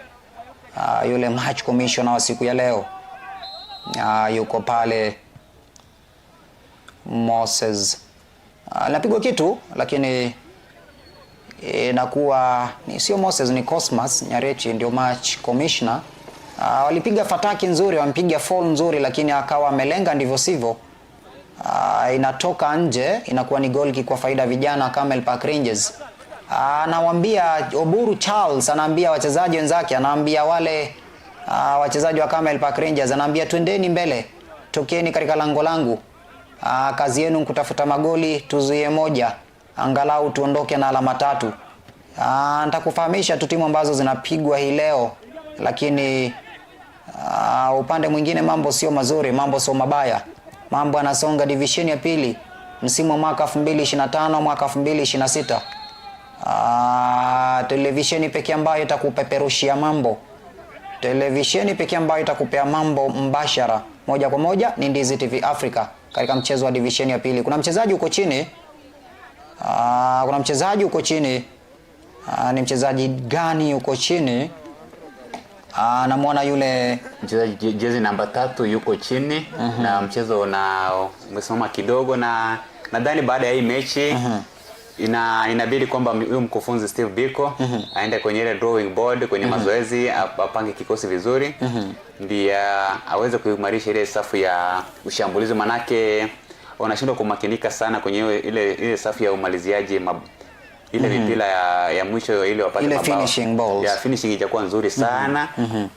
Na labda finishing ingekuwa nzuri, labda tungekuwa tunazungumza tunasema kwamba angekuwa mabao 3 kwa nonge sasa hivi. Kwa hivyo mechi ambayo inakuja ambayo ni Nyakundi Fred, ni mchezaji Nyakundi Fred. Naam, maarufu kama Maluda yuko chini. Na nazidi kupumzika pale, mchezo umesimama. Na kwa hivyo nilikuwa nasema kwamba mchezo utakaofuata itabidi mkufunzi amemakinika, afanye magozi machache ili wawe wakipata ushindi ambao ni wa kuridhisha mabao 3, manake kufikia sasa wamekosa kumakinika sana kwenye lango la mpinzani, na labda angekuwa anaongoza mabao 3 ama maoni. Naam. Kwangu nadhani Camel Park Rangers wamepata nafasi sio moja, wamepata nafasi sio mbili, ila kuzitumia zile nafasi kidogo imekuwa ngoma kwao. Angalia mchezaji Joshua Ratmetum ameingia pale mara zaidi ya moja, lakini anakosa kulenga shabaha. Nikawa nimeuliza swali mapema kwamba ni kwa sababu hii timu haijapata ile fursa ya kwamba ile training, the break walichukua ilikuwa ni ndefu sana, kwa hawajarejea katika mchezo ama ni vipi mambo yanakwenda? Naam, wamekuwa kwenye likizo ambayo ni ndefu kidogo. Labda wamekosa labda ndio maana wamekosa kuwa na ule mshikamano sana kama timu. Ndio maana unaona kwamba timu haija kuwa na mshikamano sana. Labda tuwape muda kama wiki kadhaa hivi, labda wakicheza mechi kama 2-3 mtawalia, huenda wakarejea kwenye mchezo na wakaanza kucheza vizuri. Na mali ambapo kuna shauku sana ni hiyo safu ya ushambulizi. Wachezaji ambao wanashambulia wapo, lakini sasa umalishaji, finishing haijakuwa nzuri sana, imekuwa mbovu, imekuwa butu, haina mashambulizi makali sana. Kwa sababu ukiangalia mechi ambayo inachezwa kama Manyata already washafunga mabao 4. Inamaanisha wakipata timu kama hii timu ya Camel Park Rangers huenda ikawa na wakati mgumu sana. Kwa hivyo lazima wajipange, wazidi kuimarika, warudi kwenye mazoezi, wajipange vizuri. Wawe wakimakini kwenye lango, wawe wakifunga mabao kama 3-4. Kiposo tutasema kwamba timu imekuwa tayari. Lakini bado nafasi ipo. Nafasi ipo. Naam. Haya, tupo katika uwanja gani? Mpira unarindimwa katika uwanja ule wa Musa Nyandusi Nyanturago Stadium. Nyanturago Green Stadium, tunazungumzia Musa Nyandusi. Musa Nyandusi Nyanturago Green Stadium. Kuna mtu ampigwa kadi pale. Dakika ni ngapi? Dakika ni 83 za mchezo, sekunde 57 katika uwanja wa Musa Nyandusi Nyanturago Stadium. Camel Park Rangers dhidi ya Osasa. Camel Park Rangers inaongoza, goli la pekee limefungwa na mchezaji Chabicha. Namzunguzia Joshua Ratemo Chabicha. Alipata goli la pekee. Wanapata fall. Osasa atakuwa anaipiga nani? Kuna mchezaji acheza madhambi. Nyakundi Jose alicheza madhambi, Pilato wa mchezo Napuliza kipenga, anasema ndivyo sivyo. Anasema hii ni fall, ulicheza ndivyo sivyo. Dakika za michezo zimebaki, dakika za mchezo, dakika za kipenga cha mwisho. Nazungumzia dakika za mchezo, dakika 90 zimebakia, dakika 6. Wanatoa kitu. Ilikuwa ni hatari sana, lakini zimebakia dakika 6. Tujui muamuzi ataongeza ngapi kiweze kukamilika kipindi cha pili. Lakini kipindi cha pili zimebakia dakika 6. Hatari, wanatoa tena Camel Park Rangers. Haya, kidogo angemwaga unga. Wanasema siku zote maji humwagikia pale, ama yai hupasukia mtu akifika ulingoni ama mlangoni. Na nikizungumzia hii mechi ni kwamba ile safu ambayo tunaweza sema kwamba imemakirika zaidi kwa upande wa Camel Park Rangers FC ni ile safu ya ulinzi ikiongozwa na Wycliffe Nyangechi na Nyabuto Agostino. Imemakinika sana, manake haijajiona ikishambuliwa sana pale katikati, na labda tuseme kwamba kongole kwa hiyo safu ya ulinzi imemakinika sana, hatujaona ikifanya makosa sana.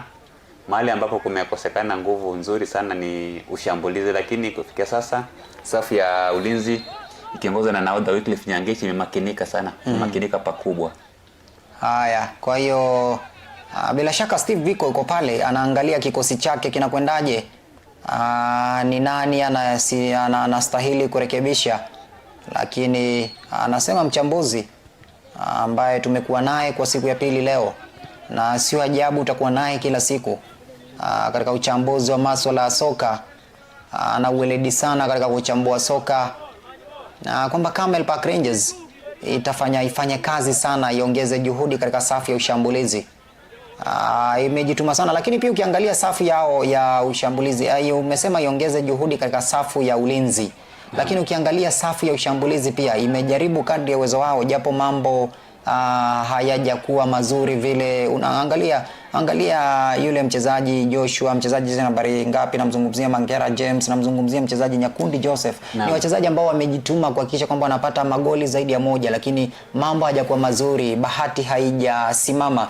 Tuangalie reception, ikizingatiwa kwamba hii timu ya Osasa, iwapo Camel Park Rangers itatoa ushindi wa goli 1-0 ikiwa nyumbani, angalia ile reception ya mashabiki wapo. Na ukiangalia kwamba Osasa imekuja na mashabiki pale, wamekuja na gari, Je, ile reception ya kwao nyumbani, ile backup ya mashabiki, watakuwa na mashabiki wa kutosha? Unadhani kwamba Camel Park Rangers kutoka pale na alama 3 itakuwa ni rahisi sana iwapo nyumbani watakuwa wanatoka, iwapo mambo yatakamilika hivi, watakuwa wanatoka na ushindi wa goli 1-0 iwapo kipenga cha mwisho kitalia? Haitakuwa rahisi, manake wakienda kwao kwenye mkondo wa pili watajipanga zaidi. Labda timu ya Camel Park Rangers itapata ushindi kwa sababu bado wakati upo, labda ikifika wakati utapata kwamba ile safu ya ushambulizi itakuwa imemakinika zaidi na itakuwa na mashambulizi makali. Na hiyo safu ikimarika, wakienda pale kwenye ikienda kucheza mechi dhidi ya Osasa kule Karachuonyo na Homa Bay County kule, huenda wakimarika hiyo safu ya ushambulizi, huenda wakapata nafasi ya kupata alama 3 kwa urahisi. Lakini ikiendelea hivi labda wako na uwezo kutoka na sare pale, lakini natumai kwamba ikifika wakati huo utapata kwamba ligi imegeni ile momentum nzuri na mashambulizi yatakuwa yakionekana sana na wako na uwezo kuchukua ushindi pale kwenye uga wa Osasa FC. Haya, namuona Duke Bakari, shabiki wa Camel Park Rangers, anasema namna gani, anasemaje iwe nzuri kwetu, anaitakia Camel Park Rangers ushindi, anasema iwe nzuri kwetu. Huyu ni Duke. Zimeongezwa dakika 6 kama sijakosea. Kama sijakosea zimeongezwa dakika 6. Zimeongezwa dakika 6 za mchezo. 90 za dakika 90 za Pilato wa michezo.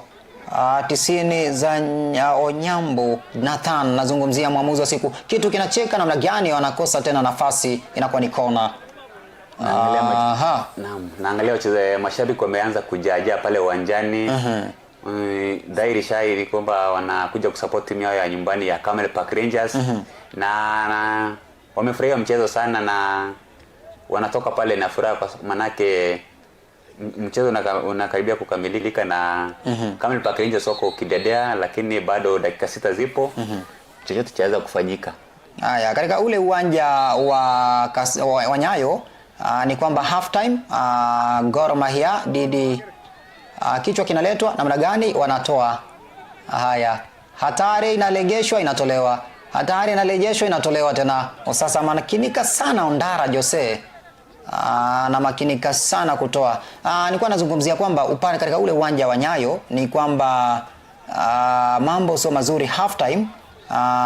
Ni kwamba wale vijana, mchezaji yule jezi nambari ngapi, namzungumzia Julius Masaba, lilipatia goli la pekee kipindi cha kwanza dhidi ya AFC Leopard dhidi ya Gor Mahia. Kwa ni half time hadi kufikia sasa wanaongoza vijana AFC Leopard. Hatujaweza kushuhudia sana magoli mengi katika mashemeji derby, kwamba magoli mengi yanapigwa. Kuna uwezekano wa kuja kwa comeback na mambo akaishia hivyo. Na Gor Mahia kuna wachezaji ambao ni haiba kubwa ambao huenda ambao wana uwezo wa kuleta comeback, lakini nadhani kwa hii mechi hii ni mechi ambao FC Leopards wako na nafasi nzuri sana ya kupata ushindi na alama 3.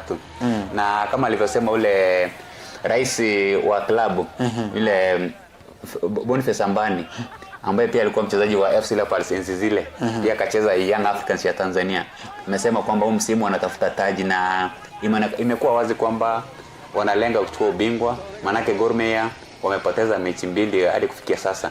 Kwa hivyo hiyo ni mechi ambayo anaweza sema kwamba ni mechi ya FC Leopards kuzidi kushikilia uongozi, na dakika ambazo zimebaki ni wako na uwezo wa kuchukua alama zote 3 siku ya leo kwenye mashemeji derby. Haya, hatari bado wanaingia katika lango la Camel Park Rangers. Vusha kitu kinatolewa tena, kichwa kinaletwa. Piga pote la popote mchezaji huyu Kamba James. Mpiga pembezoni kushoto, mpira mrefu. Anatoa hatari, wanaingia Camel Park Rangers. KPR Joseph, namna gani kitu kinatolewa, kwa ni kona ile.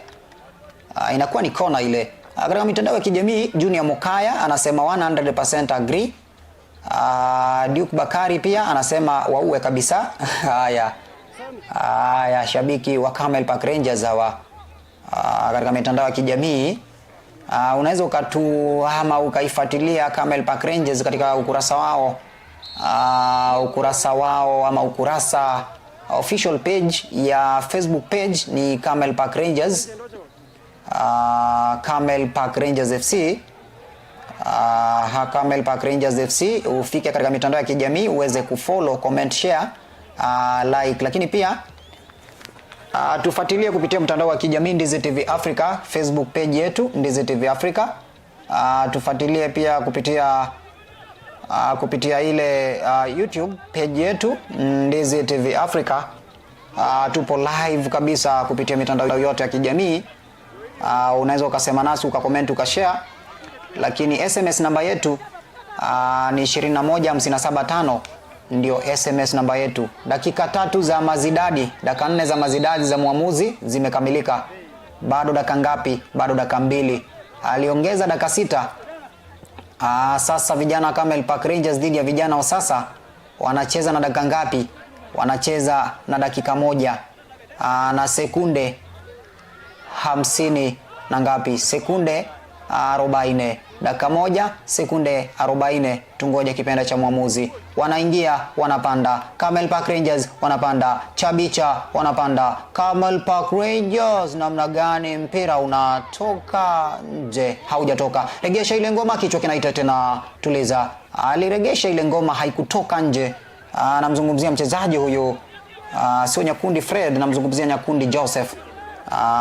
Kumbuka yupo Nyakundi Fred na Nyakundi. Laachia kitu, namna gani? Wanakataa. Lengeta kitu, namna gani? Kinatoka tena, inakuwa ni goal kick ile. Anajaribu sana kupitia hizi dakika za lala salama, dakika za mkono wa buriani, kuweza kuangalau kuhakikisha ushindi wa magoli mawili 0, lakini bado mambo yanasalia ni 0-1 kwa faida ya vijana wa Camel Park Rangers. Mashabiki shakiki wamejaa uwanjani.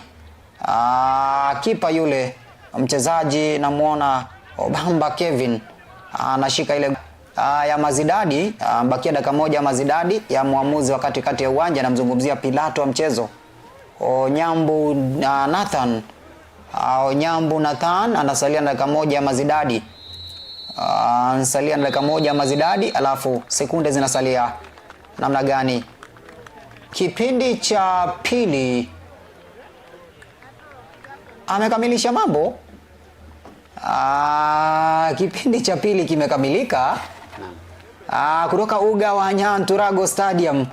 Kipindi cha pili kimekamilika. Na kimekamilika kipindi cha pili. Shika Hamza Kimbo yule mchezaji, namzungumzia Obamba Kevin. Namuona Joshua, sio Joshua, ni Wycliffe Nyangechi.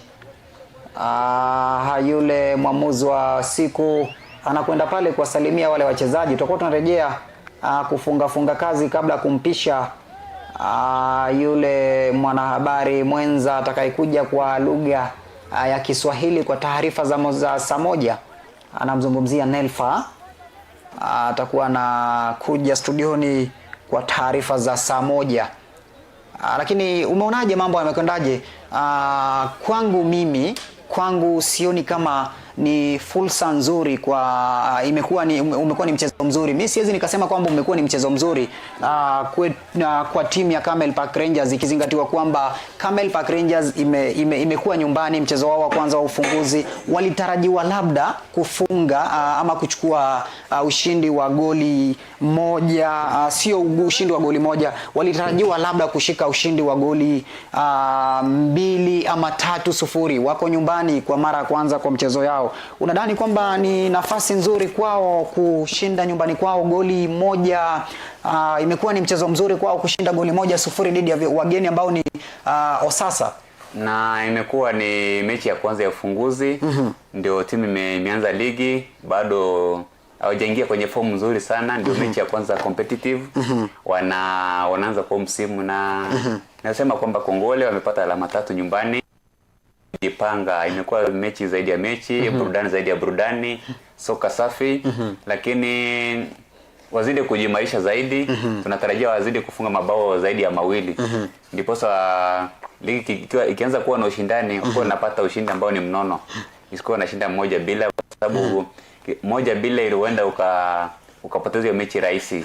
Kwa sababu timu ikisawazisha na huenda ikawa na nafasi ya kupata bao la pili, baadaye ukaondoka kwenye mchezo na ukapokonywa ushindi. Kwa hivyo nasema kwamba imekuwa matokeo muhimu kwa mkufunzi Steve Biko.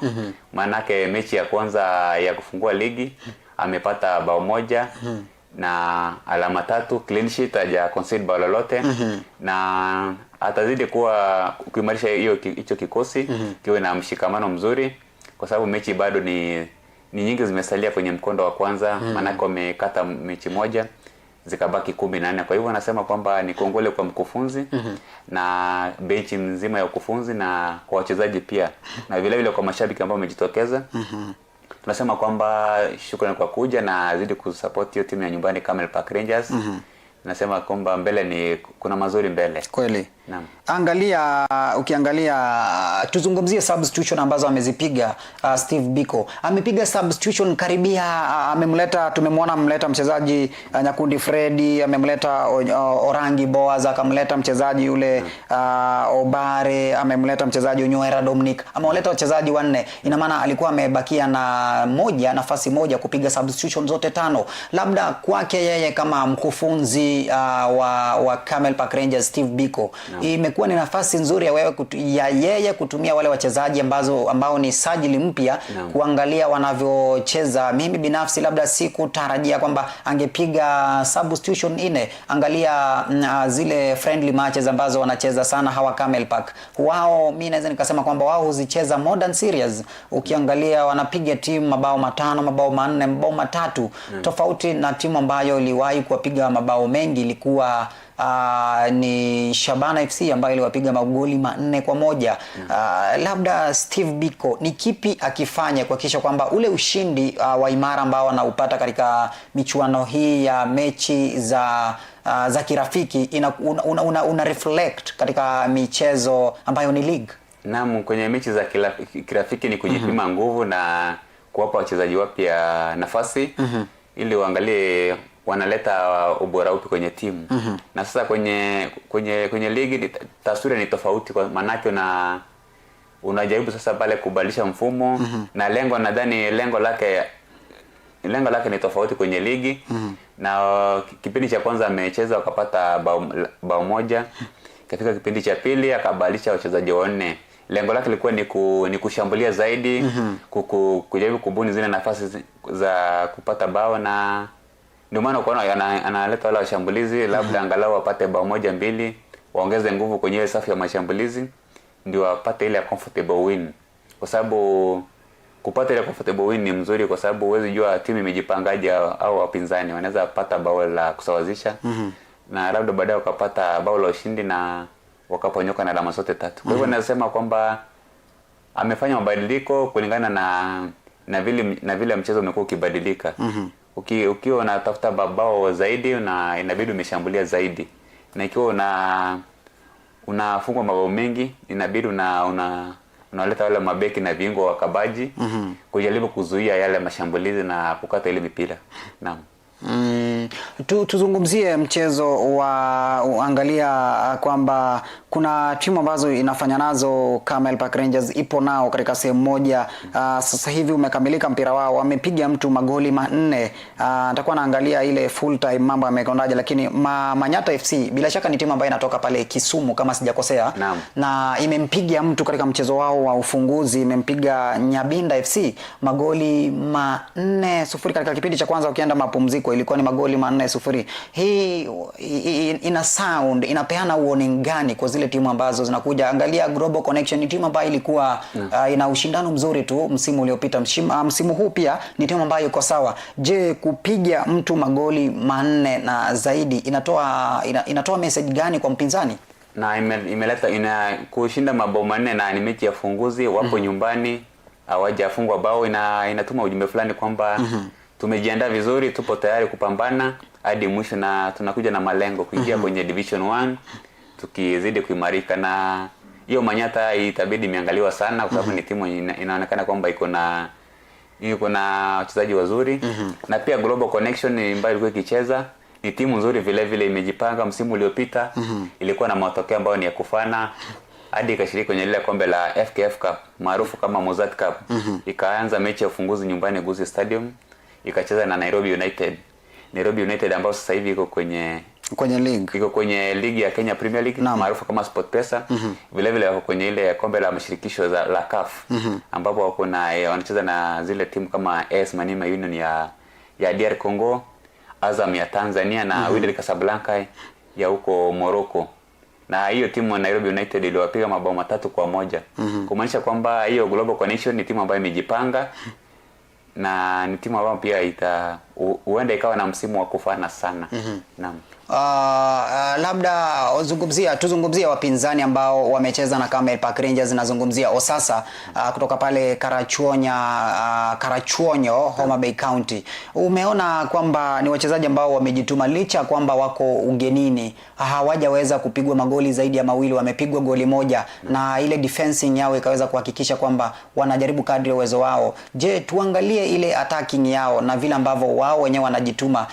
Ukiangalia kwamba ni wale wachezaji ambao ukimgusa mchezaji anakwenda chini, labda ni njia moja wanaitumia katika winning, ama ni kwamba ile soka ambayo wanacheza hawawezi kucheza ile rough game. Wao ni wachezaji ambao hawawezi kuwithstand wapinzana wao, wanacheza kwa kutumia tofauti ya kwamba wanatumia ile standard na statistics za game. Wao hutumia pia nguvu zile ambazo ni zoezi kucheza mpira. Wao hawawezi kuwithstand. Labda kwao wakipata mpinzani ambaye kazi yake akikugusa na kuenda, huoni kwamba itakuwa ni kazi rahisi sana kuweza kuwatafutia kadi nyekundu wapinzani wao? Naam, lakini vile vile naweza sema kwamba wamekuwa na mechi nzuri, manake wako ugenini, hawajafungwa mabao mengi, wamefunga bao moja. Naweza sema kwamba ile safu yao ya ulinzi imejikakamua sana. Labda mahali wanafaa kuimarika ni ile safu ya mashambulizi. Wazidi kushambulia zaidi, wa create chances, wapate mabao. Na itabidi kwamba wamejituma zaidi wapate alama. Labda mechi ya leo walikuja kuzuia angalau kutoka na alama moja, lakini hajawezekana. Na wamekuja kuzuia sana. Wakitafuta sare labda watoke na pointi moja, lakini Camel Park ni wazoefu, wamepata ushindi. Wametoa sare kwao, hawajatoa sare kuniradhi. Wametoa kushindwa. Ina maana Camel Park Rangers imeshinda goli 1-0 kwa hisani yao ambao wamekuwa nyumbani. Tutarajie nini ugenini kwa Osasa dhidi ya Camel Park Rangers katika mkondo wa pili? Itakuwa labda mechi tofauti, lakini naamini kwamba wakati ukifika utapata kwamba yale mashambulizi ya Camel Park Rangers yatakuwa mimarika na watakuwa ingia kwenye ile fomu ya kufunga mabao mingi. Kwa hivyo wakienda pale huenda vile vile wakapata ushindi.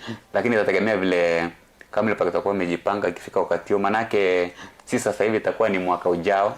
Na labda michezo itakuwa imebadilika, lakini wako na nafasi ya kwenda pale na kupata ushindi kwa moja kwa moja. Tumekuwa naye kwa takribani masaa mawili kutoka hapo saa 7. Tumekuwa hapa saa 7, saa 8, saa 9, saa 10 tukichambua, tukidadavua, tukichanganua soka kwa undani. Tofauti na soka, tumechanganua masuala mengi sana kuhusiana na masuala ya kispoti. Hapo jana tulikuwa naye, hii leo tumekuwa naye kufunga kazi Ndizi TV Africa viwanjani weekendi. Siku ya Jumatatu itakuwa ni review ya Ndizi TV Africa. Siku ya Jumamosi itakuwa ni review pia. Siku ya Ijumaa, sio Jumamosi. Jumamosi itakuwa ni Ndizi TV Africa viwanjani. Tofauti na kwamba siku ya Jumatatu na siku ya Ijumaa huwa ni review. Mtazamaji wa Ndizi TV Africa, niseme shukran sana kwa wewe ambao umezidi kututazama, kusema nasi kupitia mitandao ya kijamii, tukufahamisha na kukujulisha kwamba ni furaha yetu wewe kuzidi kutazama na kutufuatilia. Unaweza ukasema nasi kupitia mitandao ya kijamii @Ndizi TV Africa, lakini kumbuka pia nambari yetu ya arafa huwa ni 21575, ndio nambari yetu ya arafa. Unaweza ukasema nasi ukatuambia unatupata kutoka maeneo gani hapa nchini Kenya. Je, mechuano ya leo imekuwaje? Lakini pia unaweza ukasema nasi kwamba makosa ambayo yametokea yanaweza yakarekebishwaje. Sema nasi kupitia nambari ya arafa 21575. Natakia timu gani ushindi katika mchezo ujao. Lakini pia kumbuka mechi ya ligi kuu taifa Uingereza, mambo hajakuwa mazuri kwa mashabiki wa timu ya Liverpool, mashabiki wa timu ya Arsenal, mashabiki wa timu ya Chelsea. The big Big Five, Manchester City, mambo yamekuwa ni mazuri kwao msimu huu. Inaonekana mambo sio mazuri sana kwetu sisi ambao tunashindwa, lakini kwa wale ambao wanashinda mambo ni mazuri kwao. Lakini pia kuna Wakenya ambao wamezidi kupeperusha bendera ya taifa nchini Valencia. Wakenya ambao wamewakilisha taifa na wakahakikisha kwamba taifa la Kenya linasalia katika ulingo ama katika ramani ya dunia, kwamba Kenya ndio nyumbani ama ndio kwa machampion, ndio nyumbani kwa machampion. Nazungumzia Valencia Marathon 2025. Wanaume tukimalizia tu ni kwamba John Korir alichukua nafasi ya kwanza, dakika tumia saa 2, ilikuwa ni 42 kilometers, saa 2 dakika 2 na zile saa 2 dakika 2 na sekunde takribani 25. Lakini pia kuna Amanel Petros ambaye alichukua nafasi ya pili. Alafu kuna Aweti Kibrabab, ni jina gumu lakini ni Kibrab, alichukua nafasi ya 3. Lakini pia upande wa pili, upande wa wanawake, Joylin Chepkosgei alichukua nafasi ya kwanza, masaa 2 dakika 14 na 4 sekunde 00. Na maana nafasi ya pili ikachukuliwa na Mkenya kwa jina la Perezi Jepchirchir ambaye alichukua nafasi ya pili. Kwa Kenya inazidi kutamba katika nafasi ama katika zile michezo. Nazungumzia marathon, ligi kuu taifa Kenya, nazungumzia mashemeji derby ambayo inapigwa. Vijana wale wa AFC Leopard wanazidi kuongoza katika uwanja wa Nyayo, lakini mambo atakuwaje utakuwa unayapata zaidi katika siku ya Jumatatu kwenye Monday Review kutoka pale uga wa Nyantorago Stadium. Amekuwa akikuonyesha picha za moja kwa moja, ambaye ni Jemo the top scholar pamoja na Alex Mongare ambao wamezalisha picha, sauti za kila kitu ambacho kimefanyika katika uwanja wa Musa Nyandusi Nyantorago Stadium. Tunasema shukran sana maproducer wa upande wa pili, Jemo the top scholar pamoja na Alex Mongare ambaye ni mpiga picha na pia mfanyikazi katika kituo hiki cha Ndizi TV Africa. Hapa studioni tumekuwa naye Lucas Ouma ambaye amekuwa akizalisha matangazo moja kwa moja pamoja na uchambuzi, lakini pia nimekuwa na mgeni. Nimpe fursa tu ya kusema maneno yake ya mwisho kabla ya kuondoka na kufungasha. Maneno yako ya mwisho. Shukrani sana mtazamaji mpenzi wa soka na burudani pia vile kwa kujiunga nasi kwenye isho ya mwendelezo wa viwanjani. Manake kumekuwa na mechi kubwa ikichezwa pale Nyantorago Stadium ambayo imekujia moja kwa moja na imekuwa ni ya kufana sana, na kutakia weekend ambayo weekend inaendelea, weekend ambayo ni ya kufana na pia wiki ambayo itakuwa yenye mafanikio. Hadi wakati mwingine uwe na wiki njema. Mimi ni striker hodari ni wapo dimbani. Naam. Jana alikuacha na msemo. Jana ulikuwa ni usingizi wa ulikuwa msemo wa jana ambao unasema kwamba usiku wa deni haukawi kucha. Naam. Usiku wa deni haukawi kucha. Kwa usiku wa deni ulikuwa ni jana, tukakuahidi Ndizi TV Africa kwamba matangazo tutakuletea moja kwa moja kutoka uwanja wa Nyantorago Stadium, na deni letu tumelilipa leo rasmi. Kwa hiyo leo usiku wa leo hautokuwa ni usiku wa deni. Kutoka kwetu studioni, kutoka kwangu niseme shukran sana mtazamaji wa Ndizi TV Africa, mashabiki zetu wote ama mashabiki wetu wote kupitia mitandao ya kijamii ambao wanatutazama kutoka maeneo ya Migori, Siaya, Kisumu, kutoka county ile ya Kakamega, kutoka county ya Bomet, hatujasahau kutoka Nakuru, Eldama Lavi na Ndani na Gilgil, tunasema shukran sana. Nyamira hatujawasahau. Kutoka county ya Migori tunasema shukran sana mashabiki wetu wa Ndizi TV Africa. Kutoka hapa studioni sina cha ziada zaidi ya kusema zidi kusema nasi, kutufuatilia sisi Ndisi, na hapa ndipo sehemu ambayo unapata burudani, habari za kuaminika. Kumbuka tutakuwa tunatoka studioni, lakini itakapotimu hapo saa 1 atakuwa anakuja ama anakuletea taarifa za saa 1 Nelfa Olo. Niseme shukran sana. Nitakuwa mchache wa fadhila pasi na kumshukuru yule Lucas Ouma amekuwa ni mzalishaji wa matangazo kipindi hiki kutoka hapo mwendo wa saa 7 mpaka sasa hivi ni saa 10 takribani 31 ndizo zimekatika dakika. Niseme shukran sana mtazamaji wa Ndizi TV Africa. Kwa sasa niruhusu nilikunje jamvi la Ndizi TV Africa viwanjani. Mimi ni wako Mwita Peter, lakini viwanjani wananiita kijana Majaliwa Ali. Jezi nambari 9 mgongoni siku zote ndio jezi ambayo nalivalia. Nikutakie jioni njema.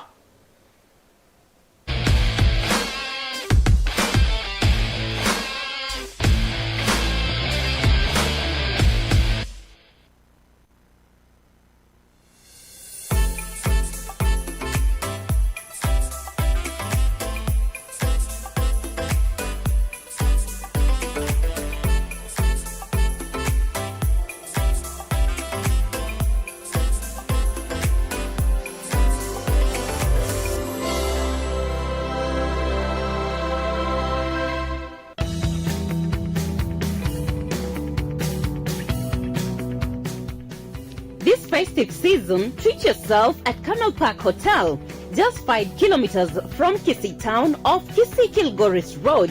Enjoy luxury, comfort, and a 10% discount on all accommodation services. Book now and celebrate in style. Camel Park Hotel, the pride of Kisii.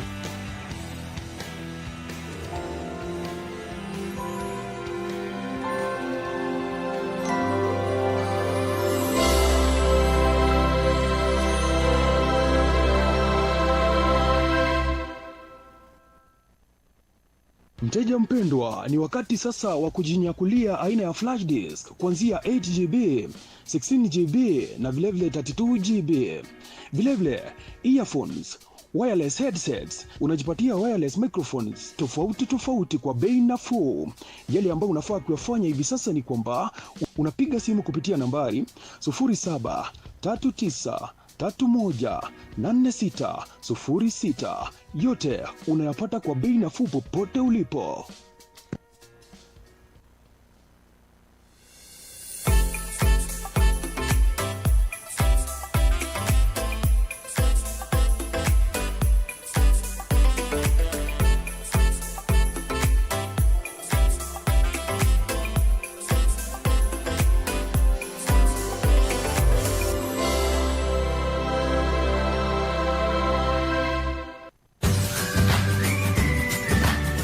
Je, wajua kwamba mapishi si kazi tu ila ni sanaa?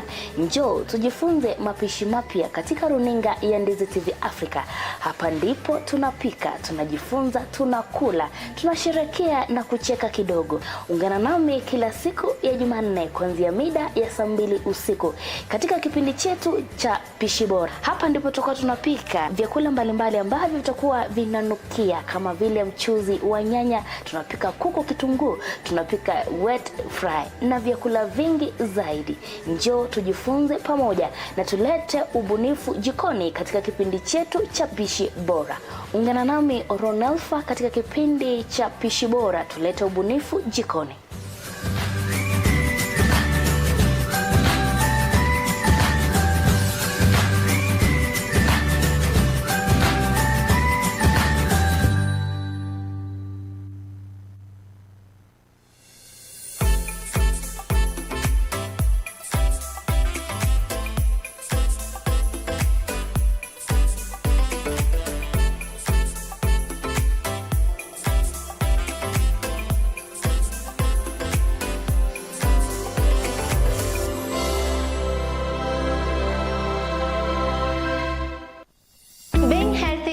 Strive everybody longs for.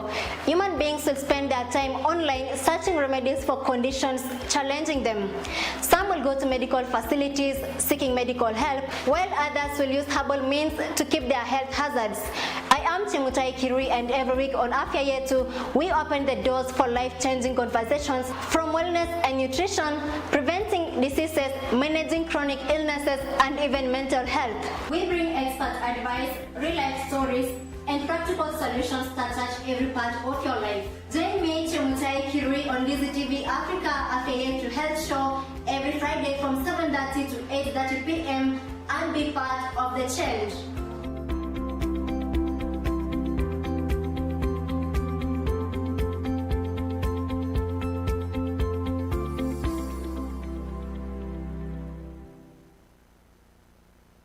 Je, wewe ni mmiliki wa aina ya gari aina ya Alto, Probox, Harrier, V8 na Lexus? Jipatie brake parts kwa bei nafuu hivi sasa. Vilevile oil filters kwa gari aina ya Toyota na vilevile Subaru. Ili upokee popote ulipo, piga simu kupitia nambari 0739318606.